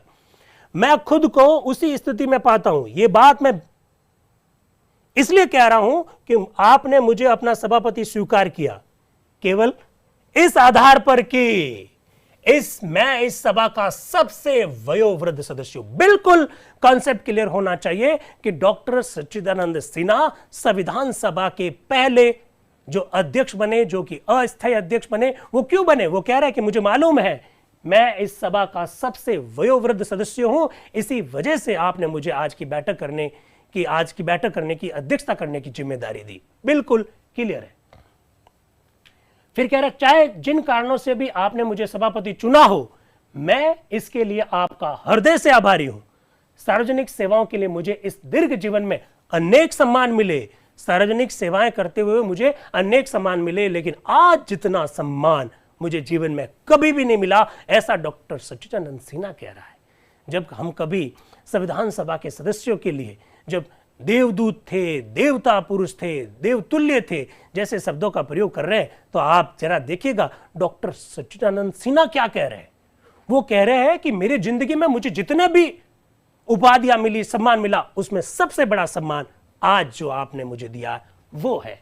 मैं विश्वास दिलाता हूं कि आपकी इस कृपा को सर्वोच्च सम्मान समझता हूं और इसे अपने अवशिष्ट जीवन में सदा सुरक्षित रखूंगा। मेरे हृदय में, मेरे जहन में यह सम्मान हमेशा बना रहेगा। आगे देखिए, इस ऐतिहासिक और स्मरणीय अवसर पर अगर मैं विधान परिषद क्या है, लीजिए, वाह, अक्सर सामना करते हम ऐसे प्रश्नों का कि यार ये संविधान सभा क्या है? संविधान को बनाने वाली सभा संविधान सभा है। क्या कह रहे हैं डॉक्टर सच्चिदानंद सिन्हा? उनके शब्दों में सुनिए, संविधान सभा क्या है, और वो फिर दूसरे देशों के साथ तुलना भी कर रहे हैं। जरा देखिएगा, विधान परिषद क्या है। इस पहलू पर आपके सामने कुछ बात कहूं तो मुझे विश्वास है कि आप कुछ ख्याल नहीं करेंगे। देश के लिए विधान बनाने की यह राजनीतिक प्रणाली, देखिएगा, संविधान सभा की परिभाषा डॉक्टर सच्चिदानंद सिन्हा के शब्दों में, देश के लिए विधान बनाने की यह राजनीतिक प्रणाली हमारे ब्रिटेन निवासी प्रजा बंधुओं को नहीं मालूम थी। क्या बात है! जो आरोप लगाते हैं कि भारत का संविधान इंग्लैंड से लिया गया, अधिकांश भाग, क्या कह रहे हैं डॉक्टर सच्चिदानंद सिन्हा कि ये जो प्रणाली है ना, जिस प्रणाली से हम संविधान बनाना जा रहे हैं, इंग्लैंड के लोगों को इसकी जानकारी नहीं है। सुन लीजिएगा, देश के लिए विधान बनाने की यह राजनीतिक प्रणाली हमारे ब्रिटेन निवासी प्रजा बंधु को नहीं मालूम थी। नहीं मालूम थी ये इसलिए क्योंकि ब्रिटेन का संविधान में तो कुछ लिखा हुआ ही नहीं है, ऐसा वो कह रहे हैं। ये इसलिए क्योंकि ब्रिटिश विधान में विधान मूलक नियम बोलकर कोई चीज नहीं है, वहां किसी भी प्रकार का कोई लिखित रूप तो है ही नहीं, तो वहां संविधान सभा बैठी नहीं, तो संविधान सभा बैठी नहीं तो हमारी ब्रिटेन के साथ तुलना ही नहीं हो सकती है। डॉक्टर सच्चिदानंद सिन्हा यहां तक कह रहे हैं कि ब्रिटिशर्स को इसकी जानकारी भी नहीं थी। क्या बात कही है, क्या तथ्य आया आपके पास? आज आप आज बहुत मजबूत ताकत के साथ इसका जवाब दे पाओगे कि हमने इंग्लैंड से सारी बातें ग्रहण की है, तो कौन सी की है, कौन सी नहीं की है, कौन सी परिस्थितियों का ध्यान रखा, बिल्कुल क्लियर। आगे देखिएगा, सर्वशक्ति संपन्न सभा होने के कारण ब्रिटिश पार्लियामेंट को सभी कानूनों को, यहां तक कि विधान मूलक नियम बनाने और रद्द करने का खास अधिकार या सुरक्षा प्राप्त है। अतः विधान परिषद की वास्तविक स्थिति क्या है, इसे जानने के लिए हमें ब्रिटेन को छोड़कर दूसरे देशों की ओर देखना होगा, ऐसा डॉक्टर सच्चिदानंद सिन्हा कह रहे हैं। डॉक्टर सच्चिदानंद सिन्हा साफ इशारा कर रहे हैं कि ब्रिटेन की पार्लियामेंट जब चाहे कुछ भी परिवर्तन कर सकती है, इसलिए इसकी तुलना हमसे नहीं हो सकती है। इसलिए हमारी तुलना किसी और देश के लिए होगी और किसी देश के साथ होगी, हमें ब्रिटेन को छोड़कर किसी अन्य देश की ओर जाना होगा। फिर देखिएगा, यूरोप में स्विट्जरलैंड, देखिएगा क्या कह रहे हैं। यूरोप में स्विट्जरलैंड के प्राचीनतम प्रजातंत्र के पास भी वास्तविक अर्थ में विधान मूलक नियम नहीं है। लीजिए, स्विट्जरलैंड को भी खारिज कर रहे हैं।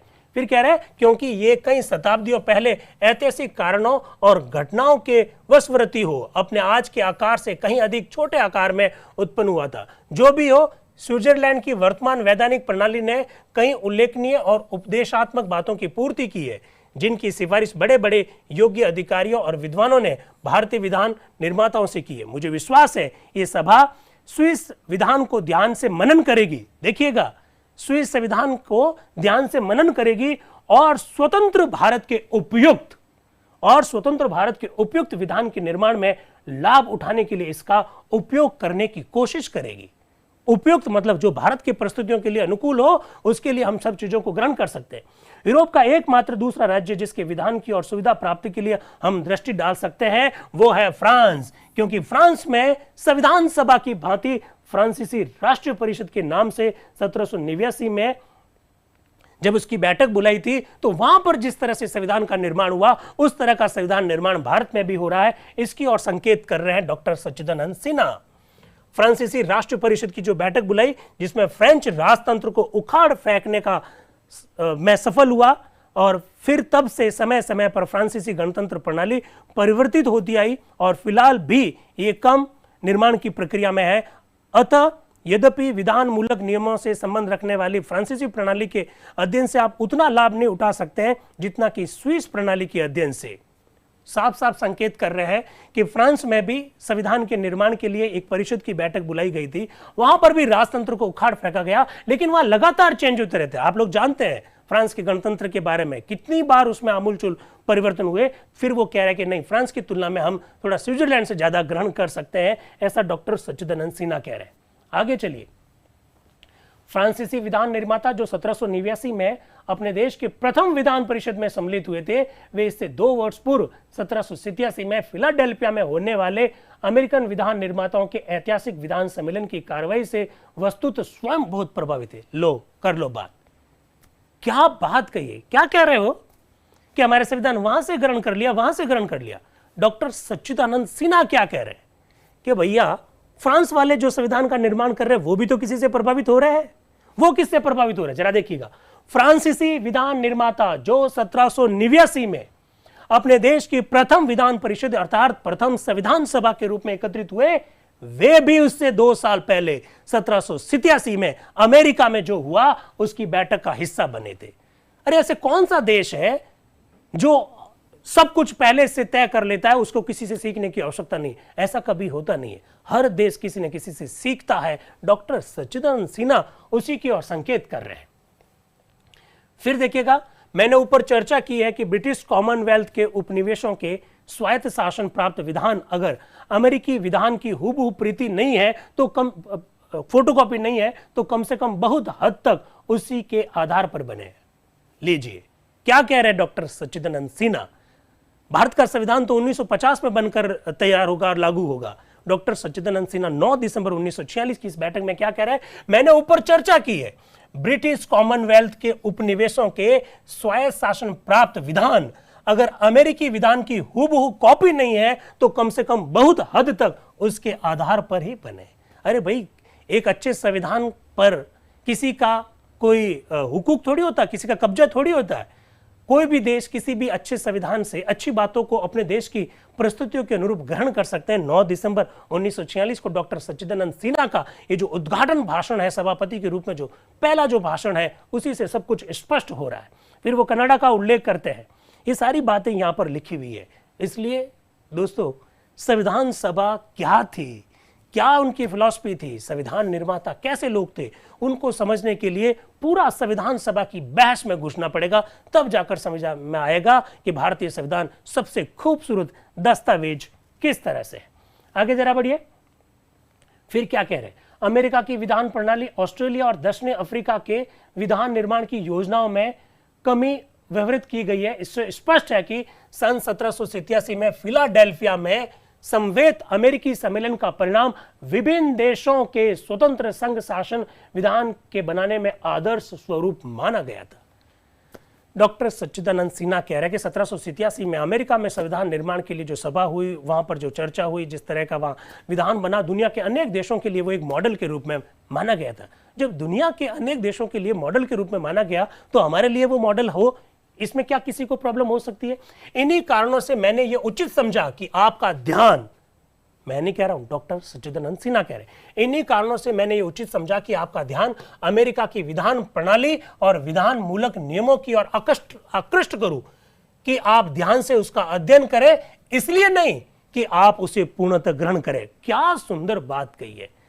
डॉक्टर सच्चिदानंद सिन्हा कह रहे हैं कि दुनिया के अधिकांश देशों ने अमेरिका को मॉडल बनाकर उससे ग्रहण किया, इसलिए मेरा भी आपसे निवेदन है कि आप अमेरिका के संविधान को ध्यान से देखें, इसलिए नहीं कि आप उसे पूर्णतः ग्रहण करें। आगे क्या लिखा, बल्कि इसलिए कि अपने सामाजिक, अपने राजनीतिक और अपने आर्थिक जीवन के अनुसार उनकी व्यवस्थाओं को आवश्यक संशोधनों के साथ, देश की आवश्यकता अनुसार विवेक के साथ अपनाइए। यार, सब कुछ तो क्लियर है, सब कुछ क्लियर कर दिया डॉक्टर सच्चिदानंद सिन्हा ने कि आप अमेरिका के संविधान को देखें, वहां के विधान को देखें, इसलिए नहीं देखें कि उसको एज इट इज ग्रहण कर ले, बल्कि अपने सामाजिक, अपने आर्थिक, अपने राजनीतिक जीवन, अपनी आवश्यकताओं को देखें, अपनी परिस्थितियों को देखें और उसके अनुरूप वहां से चीजों को ग्रहण करिए। इवन मुनरो के एक स्टेटमेंट को भी डॉक्टर सच्चिदानंद सिन्हा यहां पर रख रहे हैं, तो आप विस्तार से देख सकते हैं। फिर आगे देखिएगा, अमेरिकन विधान के आधारभूत सिद्धांतों को तर्क संगत शर्तों एवं विवेकपूर्ण समझौतों के साथ खूब सोच विचार करके आप स्वीकार करें। डॉक्टर सच्चिदानंद सिन्हा क्या कह रहे हैं, अमेरिकन विधान के आधारभूत सिद्धांत ऐसी बातें जिन पर संविधान टिका हुआ हो, ऐसी बातें जो मूलभूत बातें हैं, उनको आप तर्क संगत शर्तों के साथ, वाह, सब कुछ क्लियर कर दिया। यानी आपकी देश की परिस्थिति अगर अलाउ करती है, उसके पीछे कोई लॉजिक है, तो तर्क संगत शर्तों के साथ और विवेकपूर्ण समझौतों के साथ खूब सोच विचार करके ग्रहण करें।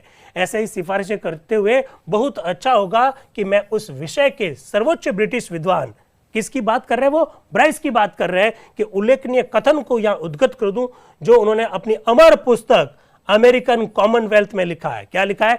अमेरिका का केंद्रीय संघ। ऐसे प्रश्न अक्सर पूछ लिए जाते हैं। कई बार संविधान सभा में किसी सदस्य के द्वारा जो स्टेटमेंट दिया गया, उस स्टेटमेंट को उठाकर पूछ लिया जाता है कि ये स्टेटमेंट किसने दिया। अभी हाल ही में राजस्थान प्रशासनिक सेवा की परीक्षा में एक स्टेटमेंट पूछ लिया, ये किसने कहा। संविधान सभा में इतनी सारी बातें हुई, इतनी सारी बहस हुई, किसने कब क्या कहा, हमको क्या पता। तो इस प्रकार के स्टेटमेंट पूछे जाते हैं। तो सच्चिदानंद सिन्हा यहां पर एक स्टेटमेंट की ओर संकेत कर रहे हैं जो कि ब्राइस का है। क्या कह रहे हैं? और पुस्तक का नाम है द अमेरिकन कॉमनवेल्थ। क्या लिख रहे हैं? अमेरिका का केंद्रीय संघ केवल एक लीग नहीं है, क्योंकि उसका अस्तित्व वहां के भिन्न भिन्न स्टेट और प्रांतों पर निर्भर नहीं करता है। ये तो खुद सर्वशक्ति संपन्न कॉमनवेल्थ और कतिपय कॉमनवेल्थों का संघ है, क्योंकि उसे तो सीधे प्रत्येक नागरिक पर शासनाधिकार प्राप्त है और वह इस अधिकार को अपने न्यायालय अधिकारियों या हाकिमों के द्वारा प्रत्येक नागरिक पर लागू करता है। इंग्लैंड या फ्रांस की तरह यहाँ भिन्न भिन्न स्टेट या रियासतें महज संघ के अंतर्गत एक छोटा इलाका नहीं है, बल्कि उनको अपने नागरिकों पर शासनाधिकार प्राप्त है, जो कि उन्हें केंद्रीय संघ से नहीं मिला है। क्या बात कही है। अमेरिकी संविधान की एक विशेषता का उल्लेख करते हुए कह रहे हैं कि वहां के नागरिकों को जो अधिकार दिए गए हैं, वो अधिकार उनको केंद्रीय संघ से नहीं मिला है। ये इसकी ओर इशारा कर रहे हैं डॉक्टर सच्चिदानंद सिन्हा ब्राइस के कोटेशन को लेकर। फिर देखिएगा, यह संभव है कि अपनी आवश्यकता अनुसार बुद्धिमत्तापूर्वक अपनाई हुई किसी ऐसी योजना के स्वतंत्र भारत के विधान का संतोषजनक हल मिल जाए और वह विधान इस देश के प्राय सभी प्रमुख दलों की वाजिब आशाओं और आकांक्षाओं को संतोष दे सके। सभी प्रमुख दलों की वाजिब आकांक्षाओं, उनके सपनों को संतोष दे सके। अमेरिकन विधान के महान गुणों पर सर्वोच्च ब्रिटिश विद्वान का उद्धरण मैंने आपको दिया। अब मैं जोसेफ स्टोरी नामक सर्वोच्च अमेरिकन जुरिस्ट का काफी लंबा उद्धरण सुनाता हूं जो उन्होंने दे रखा है। वो इतना ज्यादा अपने को इससे मतलब नहीं है। डॉक्टर सच्चिदानंद सिन्हा यहाँ एक स्टेटमेंट रख रहे हैं जो कि अमेरिकन जुरिस्ट है, उनके बारे में इसका हमारे यहाँ पर कुछ ज्यादा उसका आशय नहीं है। लेकिन देखिए, अमेरिका के आदर्श विधान के बारे में एक और विद्वान का कथन यहाँ बतलाना इसलिए जरूरी है क्योंकि उनकी पुस्तक जो है काफी चर्चा में रही है। अक्सर ऐसी पुस्तकें पूछ लेते हैं। और पुस्तक का नाम क्या? The constitution of the United states. The constitution of the United states, yesterday, today and tomorrow पुस्तक का नाम है। कल, आज और कल। क्या है? शासन प्रणालियों की महाऔषधि स्वरूप कितने ही विधान बने और बिगड़े, पर अमेरिकन विधान की स्थिरता के संबंध में वह ऊंचा उद्गार लागू किया जा सकता है जो डॉक्टर जॉनसन के महाकवि शेक्सपियर की अमर कृति की प्रशंसा में कहा है, जहां बड़े बड़े ठोस विधान समय के प्रबल प्रवाह में बह गए। अमेरिकी संविधान की एक विशेषता बतला रहे हैं कि जहां बड़े बड़े संविधान समय के प्रबल प्रवाह में बह गए, अमेरिका का संविधान चेंज नहीं हुआ है, ऐसा वो कह रहे हैं। अमेरिका का सर्वोच्च शक्तिशाली विधान इससे बिल्कुल अछूता बच गया। प्रथम 10 संशोधनों को छोड़ दे, जो कि आप लोग जानते हैं फंडामेंटल राइट्स के संदर्भ में थे, उसको छोड़ दे तो प्राय मूल प्रस्ताव के ही भाग थे। अमेरिका का संविधान में ज्यादा संशोधन नहीं हुए, 27 संशोधन हुए। इसमें प्रथम 10 तो उसी के संविधान का पार्ट थे, उसको संशोधन ना केवल उसका अगर एक्सटेंशन रूप कहेंगे तो ज्यादा बेहतर रहेगा, इसकी ओर इशारा कर रहे हैं। माननीय सदस्यों, मेरी यह प्रार्थना है कि जो विधान आप बनाने जा रहे हैं वो भी अमर हो। डॉक्टर सच्चिदानंद सिन्हा संविधान सभा के सदस्यों से मुखातिब होकर कह रहे हैं कि माननीय सदस्यों, मेरी आपसे गुजारिश है, मेरा आपसे निवेदन है कि जो विधान आप बनाने जा रहे हैं वो अमर हो। आप समझ रहे हैं कुछ बातों को?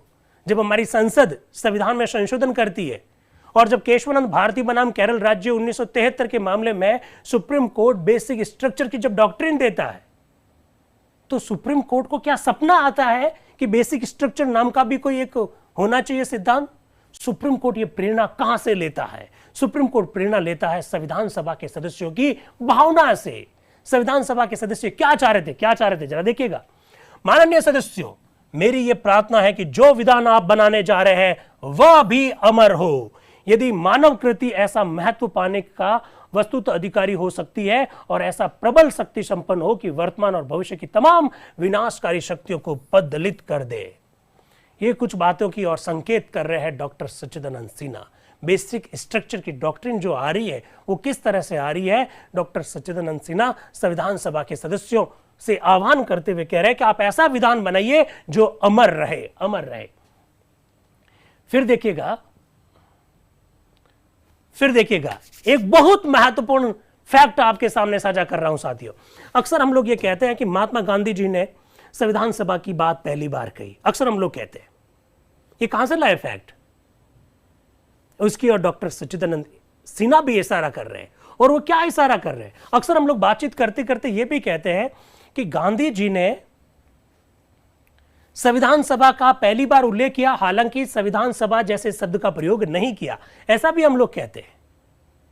और गांधी जी संविधान सभा के मेंबर नहीं है, आप जानते हैं, लेकिन 9 दिसंबर 1946 को संविधान सभा की पहली बैठक में गांधी जी का उल्लेख आ रहा है।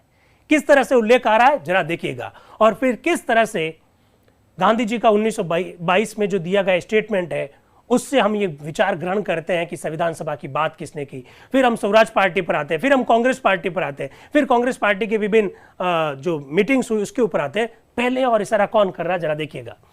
अमेरिका और यूरोप के विधान निर्माण के कुछ पहलुओं की ओर आपका ध्यान आकृष्ट कर लेने के बाद अब मैं अपने विधान संबंधी प्रश्न के कुछ पहलुओं की ओर लाभ के लिए आपका ध्यान आकर्षित करना चाहता हूं। क्या कह रहे?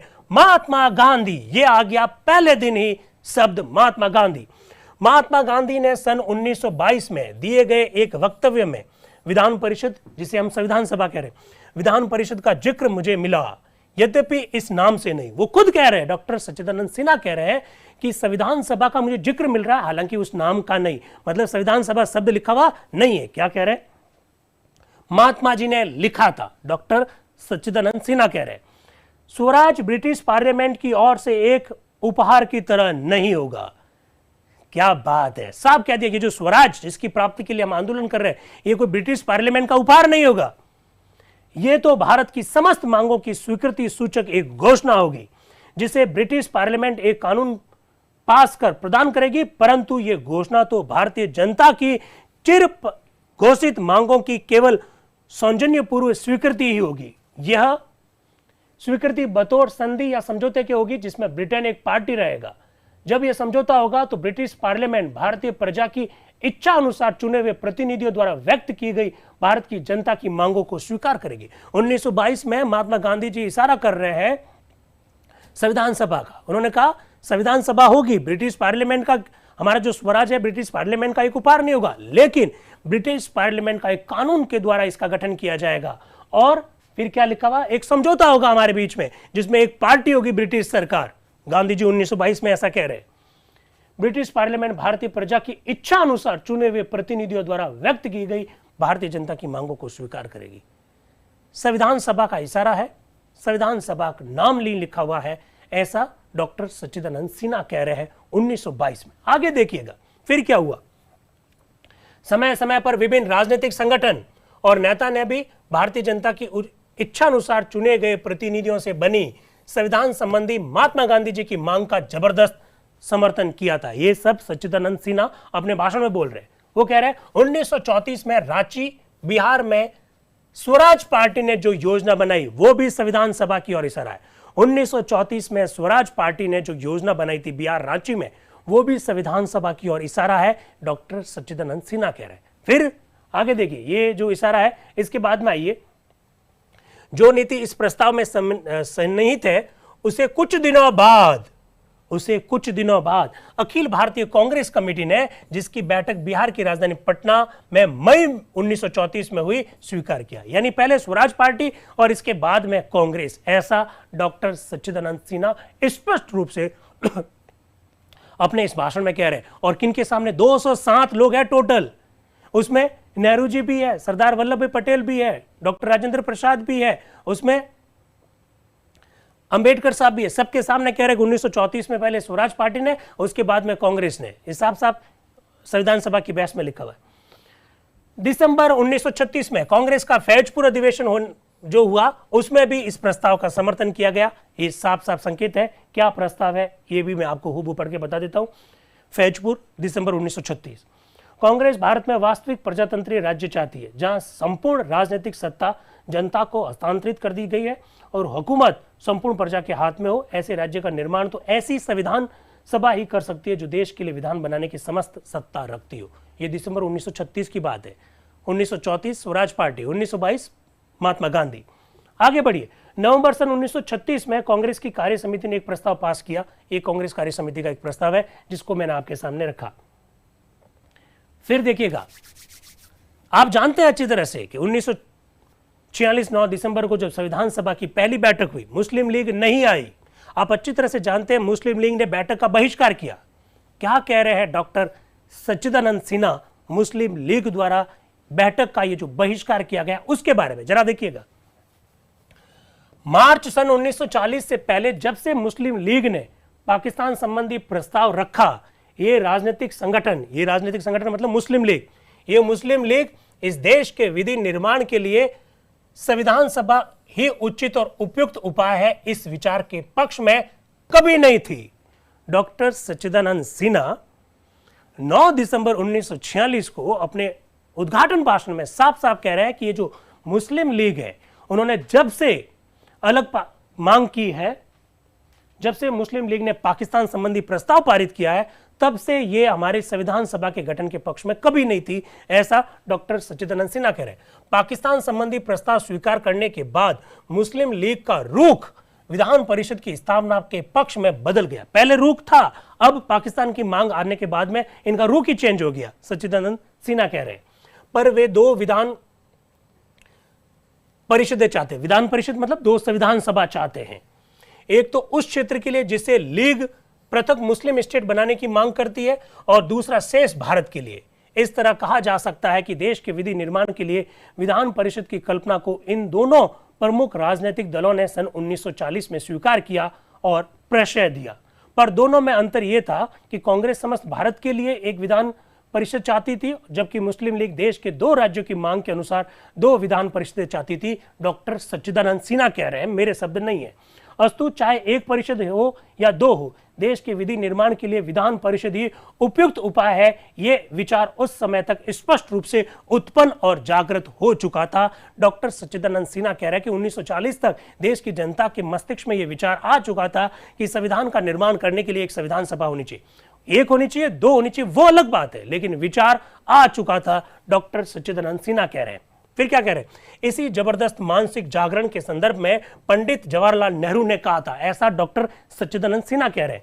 इसका मतलब यह है कि एक राष्ट्र अपने चुने हुए प्रतिनिधियों द्वारा अपने लिए स्वशासन निर्माण के लिए अग्रसर हो चुका है। खैर, अब साथियों एक और महत्वपूर्ण तथ्य की और डॉक्टर सच्चिदानंद सिन्हा इशारा कर रहे हैं। मैं बात कर रहा हूं 9 दिसंबर 1946 की। डॉक्टर सच्चिदानंद सिन्हा एक बहुत सुंदर फैक्ट हमारे सामने रखते हैं।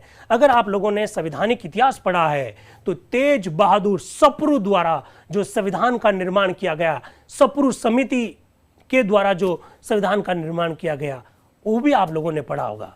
क्या कह रहे हैं डॉक्टर सच्चिदानंद सिन्हा, मुझे इतना और भी बता देना है कि सप्रू समिति के सदस्यों ने भी भारत का शासन विधान बनाने के लिए विधान परिषद ही सर्वोत्तम उपाय है, इस कल्पना को पसंद किया था। उन्होंने कहा कि जो सप्रू समिति बनी थी, तेज बहादुर सप्रू की अध्यक्षता में जो सप्रू समिति बनी थी 1945 में, उन्होंने भी संविधान के निर्माण के लिए संविधान सभा की आवश्यकता को रेखांकित किया था।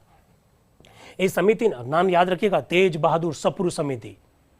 हालांकि एक मैं बात बता देता हूं, तेज बहादुर सप्रू समिति के जो सुझाव थे बड़ा विस्तार, लगभग 350 पेज में उन्होंने संविधान का निर्माण करके दिया था। बहुत महत्वपूर्ण बातें उन्होंने कही थी, हालांकि उसको खारिज कर दिया गया, खासकर मुस्लिम लीग ने खारिज कर दिया, क्योंकि तेज बहादुर सप्रू समिति ने मुस्लिम लीग की मांग के अनुरूप 2 संविधान का प्रस्ताव खारिज कर दिया। मुस्लिम लीग की मांग के अनुरूप पाकिस्तान की मांग को खारिज कर दिया। इस वजह से मुस्लिम लीग ने इसको स्वीकार नहीं किया था। मौलिक अधिकारों का विस्तार से उल्लेख है सप्रू समिति में। सप्रू समिति ने ही मौलिक अधिकारों के 2 भाग, वाद योग्य और अवाद योग्य, इस तरह से 2 भागों में बांटे थे। कभी विस्तार से कभी चर्चा की जा सकती है। उस सप्रू समिति की ओर इशारा कर रहे हैं डॉक्टर सच्चिदानंद सिन्हा। ध्यान रखिएगा, तेज बहादुर सप्रू। खैर, इस समिति ने जो अपनी रिपोर्ट, जो कि सन 1945 में प्रकाशित हुई थी, विधान परिषद के निर्माण के लिए एक विशेष योजना भी बनाई। वाह, हम आज तक ये पढ़ते रहे कि कैबिनेट मिशन योजना के तहत संविधान सभा का गठन हुआ। संविधान सभा का गठन कैसे हो, इसके लिए तेज बहादुर सप्रू की समिति ने भी योजना बनाई थी कि मेंबर कितने होने चाहिए, कितनी जनसंख्या के आधार पर मेंबर लिए जाएंगे, कौन से मेंबर की क्या क्वालिफिकेशंस होगी, किस तरह के मेंबर होंगे, वो किनका प्रतिनिधित्व करेंगे, इसके बारे में सप्रू समिति ने भी अपनी रिपोर्ट दी थी। महत्वपूर्ण फैक्ट है कि नहीं है? आज तक हमने पढ़ा कि संविधान सभा मतलब कैबिनेट मिशन, जबकि सप्रू समिति ने भी विस्तार से उल्लेख किया, ऐसा डॉक्टर सच्चिदानंद सिन्हा भी कह रहे हैं। फिर क्या कह रहे हैं? पर डॉक्टर सच्चिदानंद सिन्हा क्या कह रहे हैं? पर आज हम सब इस सभा में ब्रिटिश कैबिनेट मिशन द्वारा निर्मित योजना के अनुसार इकट्ठे हुए हैं। कांग्रेस, मुस्लिम लीग एवं अन्य राजनीतिक संगठनों द्वारा इस मसले पर दिए गए सुझावों से मतभेद रखते हुए भी ब्रिटिश कैबिनेट मिशन ने एक योजना बनाई है। इस योजना को यद्यपि सबने तो नहीं स्वीकार किया है, पर न सिर्फ देश के प्रमुख राजनीतिक दलों ने और राजनीतिक चेतना संपन्न वर्गों ने, बल्कि उन लोगों ने भी जिनका किसी खास राजनीतिक दल से संबंध नहीं है, उसे वर्तमान राजनीतिक गतिरोध को दूर करने के लिए परीक्षणीय मानकर स्वीकार किया। उन्होंने कहा कि संविधान सभा जो कैबिनेट मिशन योजना, बहुत ध्यान से सुनिएगा, संविधान सभा जो कैबिनेट मिशन योजना के तहत गठित हुई, सबने तो स्वीकार नहीं की है, लेकिन जो देश के प्रमुख राजनीतिक दल है, ऐसे लोग जिनमें राजनीतिक चेतना है, इन सारे वर्गों ने संविधान सभा को स्वीकार किया है, ऐसे डॉक्टर सच्चिदानंद सिन्हा अपनी पहली बैठक में कह रहे हैं। ये राजनीतिक गतिरोध लंबे अरसे से चला आ रहा है और इसने हमारी समस्त कामना और लक्ष्य पर पानी फेर रखा है। मेरी इच्छा नहीं है कि मैं ब्रिटिश कैबिनेट मिशन की योजना के गुणों पर कुछ कहूं, क्योंकि इसमें मैं मतभेद के प्रश्नों पर हट जाऊंगा, इसलिए मैं उस पर बात नहीं करना चाहता, ऐसा डॉक्टर सच्चिदानंद सिन्हा कह रहे हैं। मेरी इच्छा नहीं है कि मैं इस अवसर पर विषयांतर करूं, मतलब विषय से हट जाऊं। मैं जानता हूं कि ब्रिटिश कैबिनेट मिशन की योजना के कुछ भाग पर हमारे कुछ राजनीतिक दलों में गहरा मतभेद है। साथियों, यही मैं चाहता हूं, इस खूबसूरती की आपको जानकारी मिले। अक्सर संविधान की लोग आलोचना कर देते हैं, पता नहीं क्या क्या आरोप लगा देते हैं। संविधान सभा में क्या हुआ इसको तो जान लीजिए, क्या कह रहे हैं। मैं जानता हूं ब्रिटिश कैबिनेट मिशन की योजना के कुछ भाग पर हमारे कुछ राजनीतिक दलों में गहरा मतभेद है और इसलिए मैं नहीं चाहता हूं कि ऐसे स्तर पर चला जाऊं जहां जाने में बड़े बड़े राजनीतिक देवता भी डरते हैं, इसलिए मैं उन मुद्दों पर चर्चा नहीं करूंगा। डॉक्टर सच्चिदानंद सिन्हा अपने उस भाषण में बोल रहे हैं। क्या संविधान की आलोचना करते हैं लोग? अरे संविधान की आलोचना, जो आलोचना की जाती है उन सारे मुद्दों पर तो संविधान सभा में बहस हुई है। आगे आने वाले दिनों में हम लोग देखेंगे। आगे क्या कह रहे हैं? माननीय सदस्य, मुझे भय है, मुझे डर है कि मैंने आपका बहुत ज्यादा समय ले लिया, जैसे मैं ले रहा हूं आपका। माननीय सदस्य, मुझे भय है कि शायद मैंने आपका काफी समय ले लिया, अतः अब मैं अपने वक्तव्य को समाप्त करता हूं। भारतीय इतिहास का यह एक महान और अभूतपूर्व अवसर है। अरे यार, 9 दिसंबर 1946 का दिन, यानी 9 दिसंबर 2021 में आप जगह हम लोग चर्चा कर रहे हैं, तो भारत का वह संविधान जिसे हम लोग गीता, बाइबिल, कुरान कहते हैं, उसकी जो नींव है वो 9 दिसंबर 1946 को पड़ी। कितने सुंदर शब्दों में डॉक्टर सच्चिदानंद सिन्हा क्या कह रहे हैं? भारतीय इतिहास का यह महान और स्मरणीय अवसर अभूतपूर्व है। देश की जनता की बहुसंख्यक श्रेणियों ने जिस अदम्य उत्साह से इस परिषद का स्वागत किया वह बेजोड़ है। डॉक्टर सच्चिदानंद सिन्हा के शब्द बता रहा हूं। परिषद संबंधी प्रश्नों ने देश के विभिन्न संप्रदायों में जो दिलचस्पी उत्पन्न की है वह अद्वितीय है। और सबसे बड़ी बात यह है कि हमारी सबसे बड़ी समस्या, हमारी राजनीतिक स्वतंत्रता, हमारी आर्थिक स्वतंत्रता पर समझौता प्राप्त करने की उज्जवल आशा आज भी वर्तमान है और आपको इतनी देर तक रोके रखने में यही एकमात्र औचित्य था। डॉक्टर सच्चिदानंद सिन्हा कह रहे हैं कि मैं इतनी देर से इस विषय पर जो वक्तव्य दे रहा हूं उसका औचित्य यही है। मेरी कामना है कि आपका प्रयत्न सफलीभूत हो। जैसे अभी डीन साहब ने हमारे इस कार्यशाला के लिए जो शुभकामनाएं दी, वैसी की वैसी मैं परमात्मा से प्रार्थना करता हूं कि वह आपको अपना मंगलमय आशीर्वाद दे, जिससे आपकी परिषद की कार्यवाही केवल विवेक, जन सेवा भावना और विशुद्ध देशभक्ति से परिपूर्ण ना हो, बल्कि बुद्धिमत्ता, सहिष्णुता, न्याय और सबके प्रति सम्मान, सद्भावना से भी ओतप्रोत हो। भगवान परिषद के कार्य संचालन में आपको वह दूरदर्शिता दे जिससे भारत को पुनः अपना अस्तित्व गौरव प्राप्त हो और उसे विश्व के महान राष्ट्रों के बीच प्रतिष्ठा और सम्मान का स्थान मिले। महान भारतीय कवि इकबाल की, वाह क्या प्रश्न बनेगा कभी।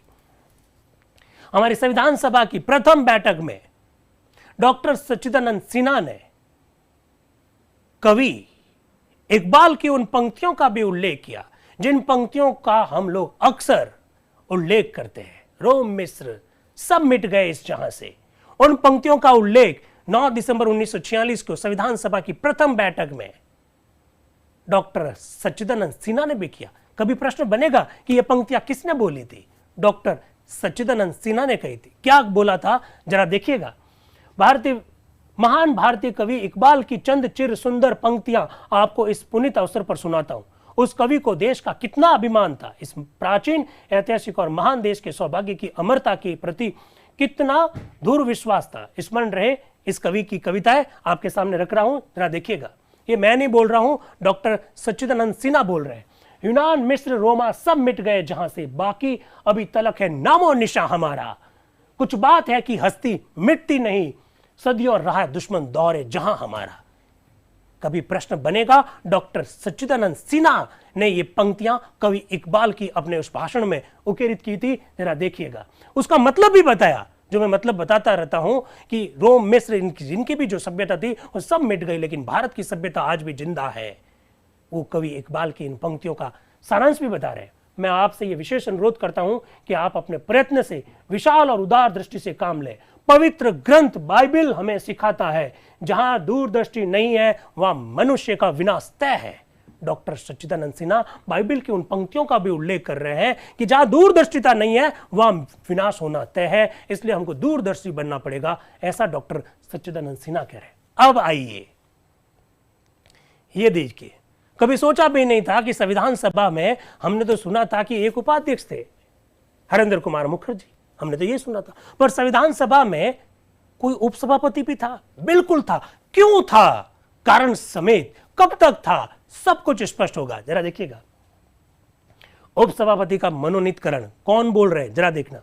सभापति डॉक्टर सच्चिदानंद सिन्हा के शब्दों में, मुझे केवल व्यक्तिगत कारणों से आपके सामने एक प्रस्ताव रखना है।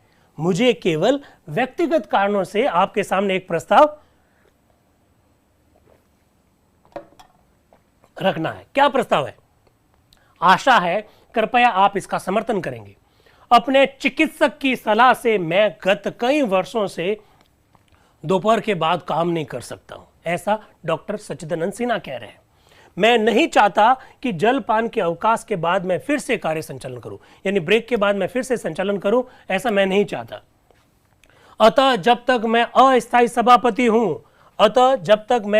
सभापति हूं और सभा में परिचय पत्र पेश करने और रजिस्टर में हस्ताक्षर करने का काम चलता है, सभा के मेंबर आएंगे, अपना परिचय पत्र देंगे, रजिस्टर पर हस्ताक्षर करेंगे, जब तक ये कार्य चलता है तब तक के लिए मैं सभा से अनुरोध करता हूं कि वह मुझे एक उपसभापति की सहायता दें, मुझे उपसभापति उपलब्ध करवाएं ताकि मेरे काम में आसानी हो सके, क्योंकि डॉक्टर ने मुझे सलाह दी है, मैं दोपहर के बाद में काम करने में सक्षम नहीं हूं। मैं प्रस्ताव करता हूं कि इस पद के लिए श्री फ्रैंक एंथोनी को आप नॉमिनेट करें। मैं प्रस्ताव रखता हूं कि इसके लिए आप फ्रैंक एंथोनी को नॉमिनेट करें। फिर वो रुके और फिर रुककर उन्होंने देखा कि पूरी संविधान सभा में शांति है, मतलब उनकी मौन स्वीकृति है। कुछ रुककर, देखिए लिखा हुआ है, कुछ रुककर मैं इस प्रस्ताव को स्वीकृत घोषित करता हूं। डॉक्टर सच्चिदानंद सिन्हा कह रहे हैं कि मैं फ्रैंक जे एंथोनी साहब को नामजद करता हूं इसके लिए। फिर कुछ रुके, चुपचाप संविधान सभा के मेंबर्स के सामने देखा और फिर उन्होंने कहा कि मैं इस प्रस्ताव को स्वीकृत घोषित करता हूं, अर्थात आपने इस प्रस्ताव को स्वीकृत कर दिया। फ्रैंक जे एंथोनी संविधान सभा के उपसभापति बन गए 9 दिसंबर 1946 को ही। प्रश्न बनेंगे, बड़े अच्छे प्रश्न बनेंगे। फ्रैंक जे एंथोनी साहब का एक चित्र बता देता हूं आपको, बड़े गजब के व्यक्ति थे फ्रैंक जे एंथोनी साहब। चलिए, फ्रैंक जे एंथोनी साहब का चित्र शायद नहीं हो पाया होगा, कोई बात नहीं। फ्रैंक जे एंथोनी साहब वही है एंग्लो इंडियन जो हमारी संविधान सभा में मेंबर के रूप में थे, उपसभापति मनोनीत किए गए थे, और हमारी लोकसभा में एंग्लो इंडियन मेंबर के रूप में 7 बार मनोनीत हुए फ्रैंक जे एंथोनी साहब। इन फ्रैंक जे एंथोनी साहब को यहां मनोनीत कर दिया गया है, ये उपसभापति का मनोनयन। अब आते हैं प्रश्नदेव रैकुट के संदर्भ में। संविधान सभा के एक सदस्य बंगाल से आए थे निर्वाचित होकर, प्रश्नदेव रैकुट जमींदार थे। लेकिन दोस्तों 9 दिसंबर 1946 को जो पहली बैठक हुई, उस पहली बैठक में वो भाग ही नहीं ले पाए, यानी प्रश्नदेव रैकुट साहब का निधन हो गया। संविधान सभा के मेंबर चुने जाने के बावजूद भी वो संविधान सभा की बैठक में भाग नहीं ले पाए और पहले दिन ही उनके निधन पर शोक संदेश पढ़ा गया। श्री प्रश्नदेव रैकुट की मृत्यु, डॉक्टर सच्चिदानंद सिन्हा बोल रहे हैं, मुझे सूचना मिली है कि नियमानुसार चुने गए इस परिषद के एक सदस्य बंगाल के श्री प्रश्नदेव रैकुट की मृत्यु हो गई है। इस सभा की ओर से मैं उनके संबंधियों को संवेदना भेजना चाहता हूं। मेरा ख्याल है कि इस प्रस्ताव को मैं स्वीकृत समझूं। यानी संविधान सभा के एक सदस्य प्रश्नदेव रैकुट साहब के निधन की सूचना डॉक्टर सच्चिदानंद सिन्हा ने संविधान सभा में दी और कहा कि मैं उन्हें एक शोक संदेश उनके परिवार को भेजना चाहता हूं और ये जो प्रस्ताव है उस प्रस्ताव को मैं स्वीकार करने की गुजारिश करता हूं। और फिर वो कहते हैं कि मैं समझ रहा हूं कि प्रस्ताव स्वीकृत हो गया। प्रश्नदेव रैकुट बंगाल से। फिर आइए संविधान सभा के सदस्यों के बारे में बड़ा विवाद है। विवाद तो खैर हम लोगों ने ही पैदा किया है। कितने मेंबर्स थे, कहां से थे, डॉक्टर अंबेडकर साहब कहां से थे, महिलाएं कितनी थी। तो संविधान सभा में क्या होता था कि डॉक्टर सच्चिदानंद सिन्हा यहां बैठे हैं, एक एक मेंबर का नाम पुकारा जाता था, एक एक मेंबर आता, मेंबर आकर रजिस्टर पर अपने साइन करता और इसके बाद में डॉक्टर सच्चिदानंद सिन्हा से हाथ मिलाने का प्रावधान था। संविधान सभा का एक एक मेंबर उठकर आएगा, उनके नाम जब जब पुकारे जाएंगे साइन करेगा, फिर मंच की ओर आगे बढ़ेगा और जहां डॉक्टर सच्चिदानंद सिन्हा बैठे हैं वहां आएंगे, डॉक्टर सच्चिदानंद सिन्हा खड़े होंगे, उनसे हाथ मिलाएंगे और फिर अपने सीट पर जाकर बैठ जाएंगे। डॉक्टर सच्चिदानंद सिन्हा कह रहे हैं संविधान सभा में कि कल हमने इस पर चर्चा की थी, कल हमने इसका ट्रायल लिया था, कल हमने इसका ट्रेनिंग ली थी, तो हमको लगा कि एक मेंबर पर 1.5 से 2 मिनट का वक्त लग रहा है। वो आएगा, घूम कर आएगा, साइन करेगा, फिर मेरे से हाथ मिलाएगा, तो 2 मिनट का वक्त लगता है। इसलिए मैं सबसे रिक्वेस्ट कर रहा हूं संविधान सभा के सारे सदस्यों से कि आप आए और अपने साइन करके अपनी सीट पर बैठ जाए। मैं हाथ मिलाना मान लूंगा कि हाथ मिला लिया गया है। जरा देखिएगा किस तरह से। अब मैं समझता हूं कि हमें विभिन्न परिचय पत्र की पेशी और रजिस्टर में हस्ताक्षर की कार्रवाई शुरू करनी चाहिए। संविधान सभा के जो मेंबर चुनकर आए वो अपना परिचय पत्र देंगे और रजिस्टर पर अपना हस्ताक्षर करेंगे। मैं अपना परिचय पत्र, देखिए अक्सर हम लोग प्रश्न पूछते हैं 1969 में वीवी गिरी साहब ने किसको इस्तीफा दिया, अक्सर कंफ्यूजन आता है। तो डॉक्टर सच्चिदानंद सिन्हा खुद भी तो संविधान सभा के मेंबर थे, उन्होंने अपना परिचय पत्र किसको दिया, जरा देखिएगा। मैं अपना परिचय पत्र स्वयं अपने सामने पेश करता हूं। डॉक्टर सच्चिदानंद सिन्हा कह रहे हैं कि मैं डॉक्टर सच्चिदानंद सिन्हा हूं, इस बात का परिचय पत्र मैं खुद अपने सामने पेश करता हूं। देख लीजिएगा, लिखा हुआ है, मैं अपना परिचय पत्र स्वयं अपने सामने पेश करता हूं। यद्यपि माननीय सदस्यों को इसमें कुछ खास रस्में अदा करनी पड़ती है, पर हस्ताक्षर करने के बाद सदस्यों का मंच पर आकर सभापति से हाथ मिलाने की रस्म को मैं हटा देता हूं। सभापति से हाथ मिलाने की कोई आवश्यकता नहीं है। क्यों? क्योंकि कल हम लोगों ने इसकी परीक्षा की, मतलब ट्रायल लिया था और देखा कि हर सदस्य को हस्ताक्षर करने में के बाद मंच पर घूमकर आने और हाथ मिलाने में 2 मिनट का समय लगता है। इसलिए मैंने सोचा यह रस्म हटा देनी चाहिए। सेक्रेटरी अब माननीय सदस्यों के नाम पुकारेंगे और सदस्य उसके पास जाकर अपना परिचय पत्र देंगे और रजिस्टर में हस्ताक्षर करके अपने स्थान पर वापस चले जाएंगे। निम्नलिखित सदस्यों ने इसके बाद एक एक करके अपना परिचय पत्र सेक्रेटरी को दिखाया, हस्ताक्षर किए और अपने सीट पर जाकर बैठ गए। सबसे पहले मद्रास और मद्रास के सदस्यों की एक लंबी लिस्ट आएगी, मेंबर गिनेंगे कितने मेंबर थे, एक एक का नाम देखिए आपके सामने आ रहा है, टोटल भी करेंगे, उसमें महिलाएं कितनी थी उसको भी गिनेंगे। मैंने पहले से गोला बना रखा है कि कौन महिला कहां से थी, कितनी महिलाएं थी। मद्रास सी राजगोपालाचारी, पट्टाभी सीतारामैया, टी प्रकाशम, दीवान बहादुर एन गोपाला स्वामी अयंगर जो प्रारूप समिति के मेंबर थे, अल्लादी कृष्ण स्वामी अय्यर जो प्रारूप समिति के मेंबर थे, अमू स्वामीनाथन पहली महिला संविधान सभा की जो पहले दिन की बैठक में भाग ले रही है, अमू स्वामीनाथन। फायदा आपको यह मिल रहा है कि साथ साथ में आपको इसकी भी जानकारी मिल रही है कि वो मद्रास से थी। मद्रास से कौन कौन मेंबर थे उनके नाम मैं बोल रहा हूं। अमू स्वामीनाथन ये मद्रास से थी, नाम बोल दिया मैंने। इसके बाद में JPCMZS उनका पूरा नाम था, डॉक्टर P सुब्रमण्यम, महाराज बोबिली, ये सब मेंबर थे मद्रास से। मद्रास से एक लंबी लिस्ट आ रही है। एम अनंत सायमनेम अयंगर लोकसभा के पहले उपाध्यक्ष, आप जानते हैं। प्रोफेसर एन.जी. रंगा, रामलिंगम चेटियार, कामराज नाडर, माधव मेनन, बी शिवा राव, हमारे संविधान सभा के संवैधानिक सलाहकार सर बी.एन. राव के भाई। Sir BN. राव संविधान सभा के मेंबर नहीं थे, वो संविधान सभा के संवैधानिक सलाहकार थे। Sir BN. राव के भाई बी शिवा राव संविधान सभा के मेंबर थे।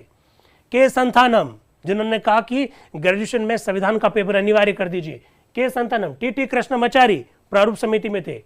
गोपाल रेड्डी, दक्षायणी वेलायुधन, संविधान सभा की दूसरी महिला मेंबर जो 9 दिसंबर 1946 की बैठक में भाग लेती है, दक्षायणी वेलायुधन, जो कि मद्रास की थी। Munniswamy Pillai, K Chandramouli, D Govindas, Jerome D'Souza, Ramnath Goenka, H Sitaram Reddy, Srinivas Malaiya, Venkat Rao, P Kumiharaman, G Durgabai, संविधान सभा की एक और महिला सदस्य जो 9 दिसंबर 1946 को बैठक में भाग ले रही है, अपना परिचय पत्र सौंप रही है, हस्ताक्षर कर रही है मद्रास से। यानी मद्रास से 3 महिलाएं आ गई है संविधान सभा की मेंबर के रूप में।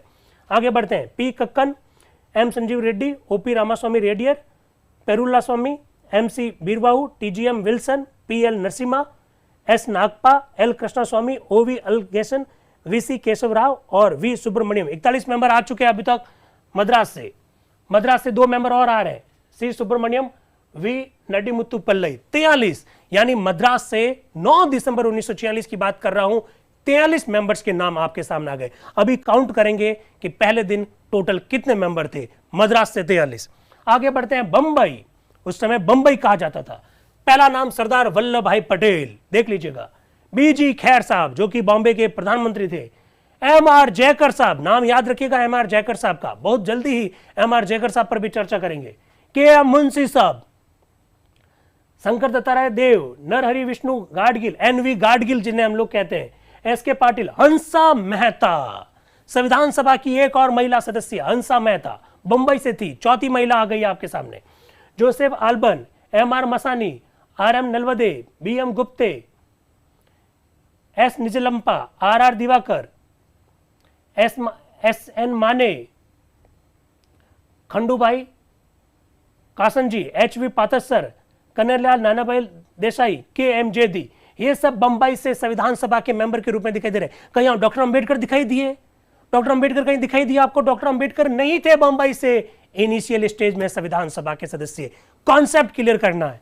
अब आ रहे हैं बंगाल, शरद चंद्र बोस, और ये रहे डॉक्टर बी.आर. अंबेडकर, बंगाल से संविधान सभा के सदस्य के रूप में आपको दिखाई देंगे। फिर किरण Shankar Rai, Frank Reginald Anthony, ये जो मैं बार बार जो एंथोनी साहब की जो बात कर रहा था वो बंगाल से। सत्यरंजन बख्शी, प्रफुल्ल चंद्र घोष, पीसी घोष जिन्हें हम लोग कहते हैं, सर उदयचंद मेहताब, सुरेश चंद्र बनर्जी, देवी प्रसाद खेतान, डीपी खेतान साहब जिन्हें हम लोग कहते हैं बंगाल से। मिसेज लीला रे, संविधान सभा की एक और महिला सदस्य जो कि बंगाल से थी, मिसेज लीला रे आपके सामने। डंपर सिंह गुरंग, श्यामा प्रसाद मुखर्जी संविधान सभा के सदस्य थे और वे बंगाल से थे, श्यामा प्रसाद मुखर्जी। आगे चर्चा करेंगे इनके बारे में। आशुतोष मलिक, राधानाथ दास, परमथन रंजन ठाकुर, हेमचंद्र नस्कर, सोमनाथ लाहिरी, राजकुमार चक्रवर्ती, प्रियरंजन सेन, प्रफुल्ल चंद सेन, जेसी मजुमदार, सुरेंद्र मोहन घोष, अरुण चंद गुआ, धनंजय राम, धीरेन्द्र नाथ दत्ता, डी.एन. दत्ता जिन्हें हम लोग कहते हैं, ये सब बंगाल से संविधान सभा के सदस्य थे। यानी दोस्तों 43 सदस्य मद्रास से, बंबई से थे 19, अभी काउंटिंग कर लेना, 43 + 19, और अब बंगाल से थे, बंगाल से सदस्यों की संख्या होगी 25। अब यूपी, जेबी करपलानी साहब जो कि पहले वक्ता है, पंडित गोविंद वल्लभ पंत, पुरुषोत्तम दास टंडन, पंडित हृदयनाथ कुंजरू, गोविंद मालवीय, श्री कृष्णदत्त पालीवाल, मोहनलाल सक्सेना, जुगल किशोर, पूर्णिमा बनर्जी, एक और महिला सदस्य संविधान सभा की, पूर्णिमा बनर्जी कहां से है? यूपी से। श्री प्रकाश, सुचेता कृपलानी संविधान सभा की एक सदस्य, कहां से? यूपी से। सरदार जोगेंद्र सिंह, और कहां है? दामोदर दास सेठ, अलगूराय शास्त्री, बंशीधर मिश्र, भगवान दीन, कमलापति त्रिपाठी, कमला चौधरी संविधान सभा की एक और महिला मेंबर जो कि यूपी से थी, कमला चौधरी। राजा जगन्नाथ बख्श Singh, Hariharnath Shastri, Gopal Narayan, Firoz Firoz Gandhi was the member of the Constituent Assembly from UP. It should be very clear. 9 दिसंबर फिरोज गांधी आपको नाम दिखाई दे रहा है। ये जसपत राय कपूर, माननीय पंडित जवाहरलाल नेहरू संविधान सभा में यूपी से मेंबर थे। रफी अहमद किदवई, एस राधाकृष्ण, सर्वपल्ली राधाकृष्ण, दयालदास भगत, ए धर्मदास, गोपीनाथ श्रीवास्तव, धर्म प्रकाश, अजीत प्रसाद जैन, रामचंद्र गुप्त, प्रागीलाल, फूल सिंह, मसूरिया दीन, सिब्बल लाल सक्सेना, काफी नाम चर्चा में आएगा आगे जब चर्चा करेंगे। खुर्शीद लाल, सुंदरलाल, हरगोविंद पंत, आरवी दुलेकर, विशंबर दयाल त्रिपाठी, वेंकटेश नारायण तिवारी। यानी ये जो यूपी से मेंबर की संख्या आप देख सकते हैं। अब पंजाब से ले लीजिए, दीवान चमनलाल, सरदार हरनाम सिंह, सरदार करतार सिंह, सरदार उज्जवल सिंह, मेहरचंद खन्ना, प्रताप सिंह, सर टेक चंद, पृथ्वी सिंह आजाद, श्रीराम शर्मा, बहादुर चौधरी सूरजमल, गोपीचंद भार्गव और चौधरी हरभजराम, ये सब पंजाब से। नाउ बिहार, डॉक्टर राजेंद्र प्रसाद जो कि संविधान सभा के बाद में स्थायी अध्यक्ष बनेंगे बिहार से, और उनके साथ में देखिए सरोजनी नायडू, संविधान सभा की एक और महिला मेंबर का नाम आपके सामने। जगजीवन राम, बाबू जगजीवन राम, कितना महत्वपूर्ण फैक्ट है दोस्तों। कभी प्रश्न आएगा इनमें से कौन संविधान सभा के सदस्य थे, कौन नहीं थे। श्री कृष्ण सिन्हा, सत्यनारायण सिन्हा, कामेश्वर सिंह, ये कामेश्वर सिंह याद आया आपको जब हम लोग भारत के संविधान की प्रथम अनुसूची पढ़ते हैं।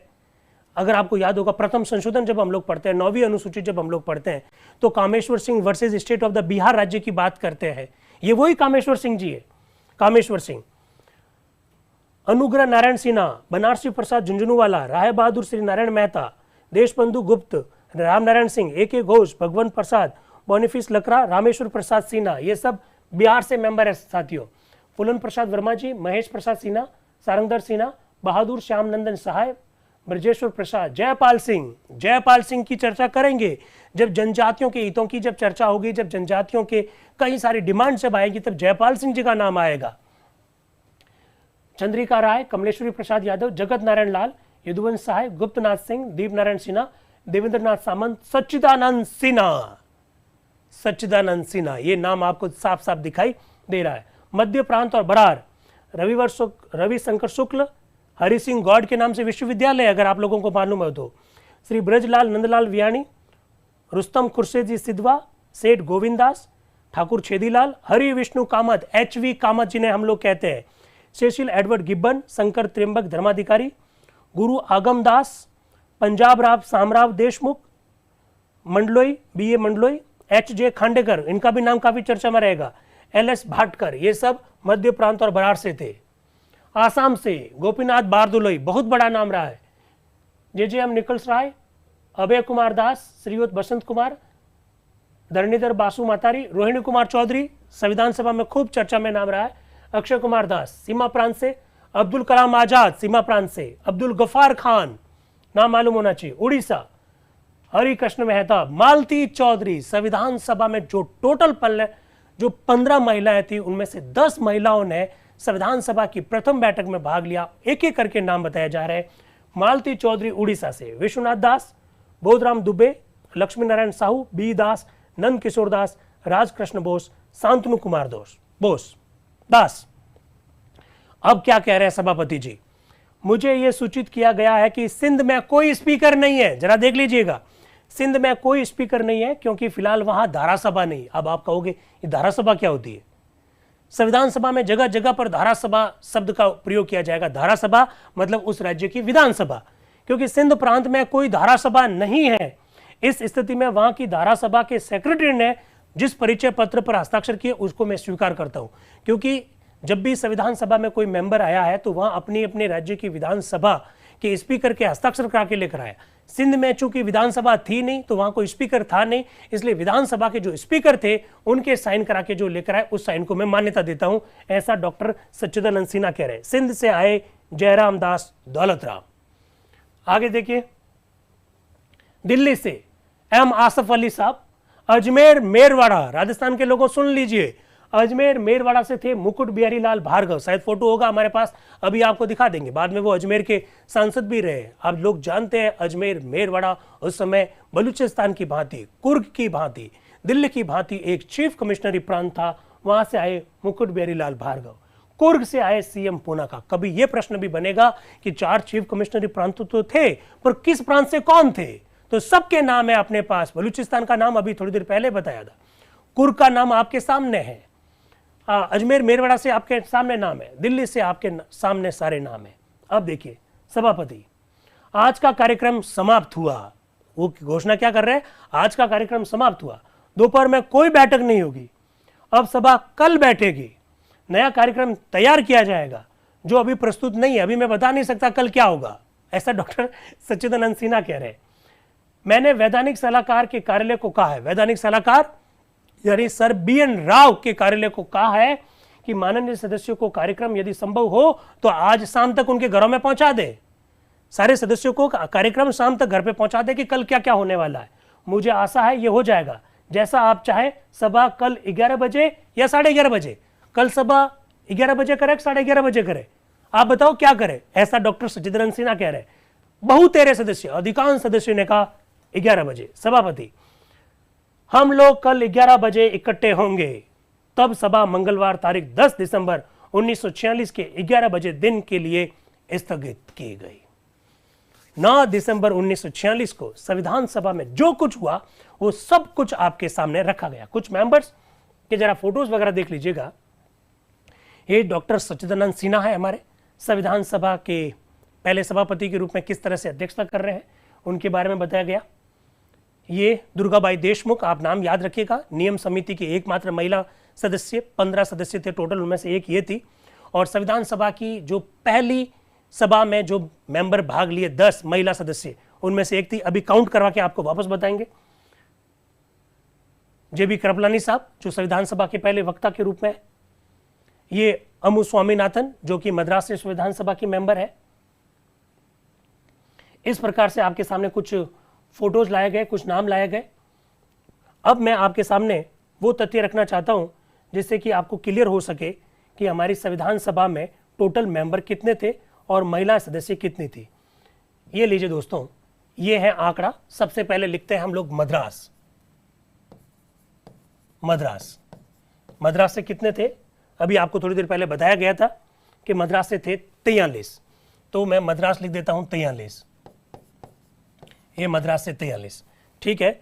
इसके बाद में बंबई, बंबई से कितने थे कि 19, बंबई से 19, ओके। आप काउंट करते रहना। बंगाल से कितने थे? बंगाल का भी काउंट कर लेते हैं। फिर बंगाल, बंगाल से थे 25, ये लीजिए बंगाल से 25। इसके बाद में यूपी, यूपी से कितने थे अभी देख लेते हैं। यूपी से थे 42 थे, यूपी से थे 42, यूपी से थे 42। ये लीजिए, आगे देखते हैं। यूपी के बाद में पंजाब, पंजाब से थे 12, पंजाब से थे 12। ये लीजिए पंजाब से 12, ये 12। इसके बाद में बिहार देख लेते हैं।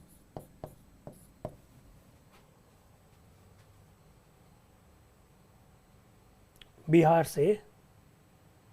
से थे 30, बिहार से कितने थे? 30, बिहार से 30। फिर मध्य प्रांत एवं बरार, मध्य प्रांत एवं बरार, इनके भी काउंट कर लेते हैं कितने आते हैं। मध्य प्रांत एवं बरार 14। एक्चुअली में दूध और दूध पानी का पानी करना चाहते हैं, 14। इसके बाद में आसाम, काउंट कर लीजिएगा, आपको सारा मालूम पड़ जाएगा।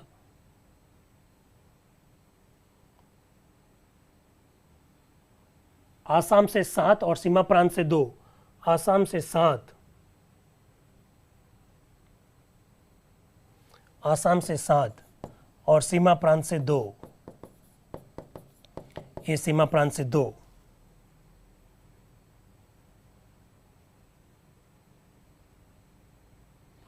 उड़ीसा से 9, उड़ीसा से 9,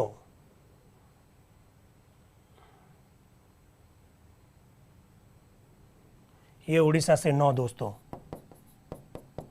फिर आ रहा है सिंध, फिर आ रहा है दिल्ली, फिर आ रहा है अजमेर मेरवाड़ा, सिंध से 1, दिल्ली से 1, अजमेर मेरवाड़ा से 1। फिर कौन बच गया? कुर्ग, कर लीजिए काउंट।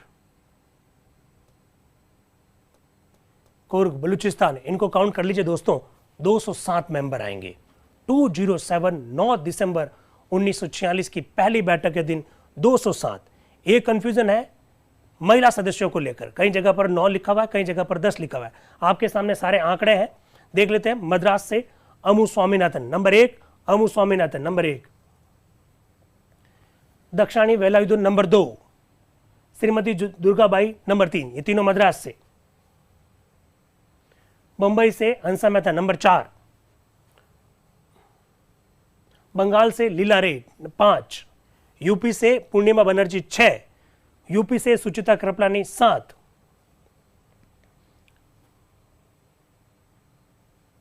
बिहार से सरोजिनी नायडू 8, उड़ीसा से मालती चौधरी 9, एक कहां कम पड़ गया है, नंबर 1 मालती चौधरी, ठीक है।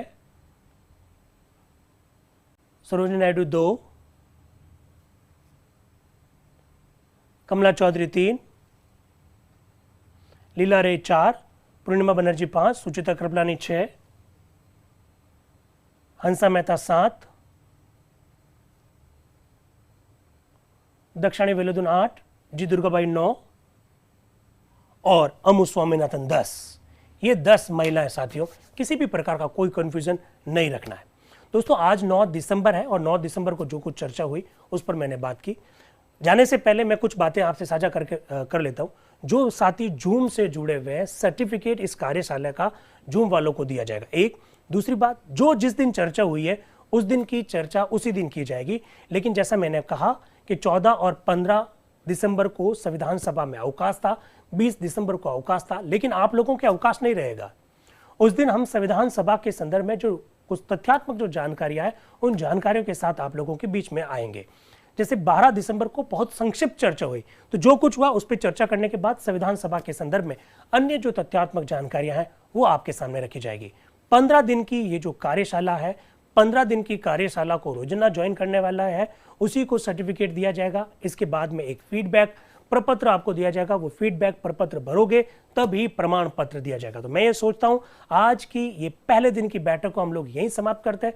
आप लोगों को ये बहुत अच्छा लगा, आप अपने जरूर मैसेज भेजिएगा, उन मैसेज को पढ़ेंगे, आगे आने वाली कार्यशाला में हम लोग चर्चा उनकी करेंगे। लेकिन मैं प्लीज आप लोगों से रिक्वेस्ट करूंगा कि मुझे आप ये मत कहना कि सर ये बात मत बताओ, ये हमको जरूरी नहीं है।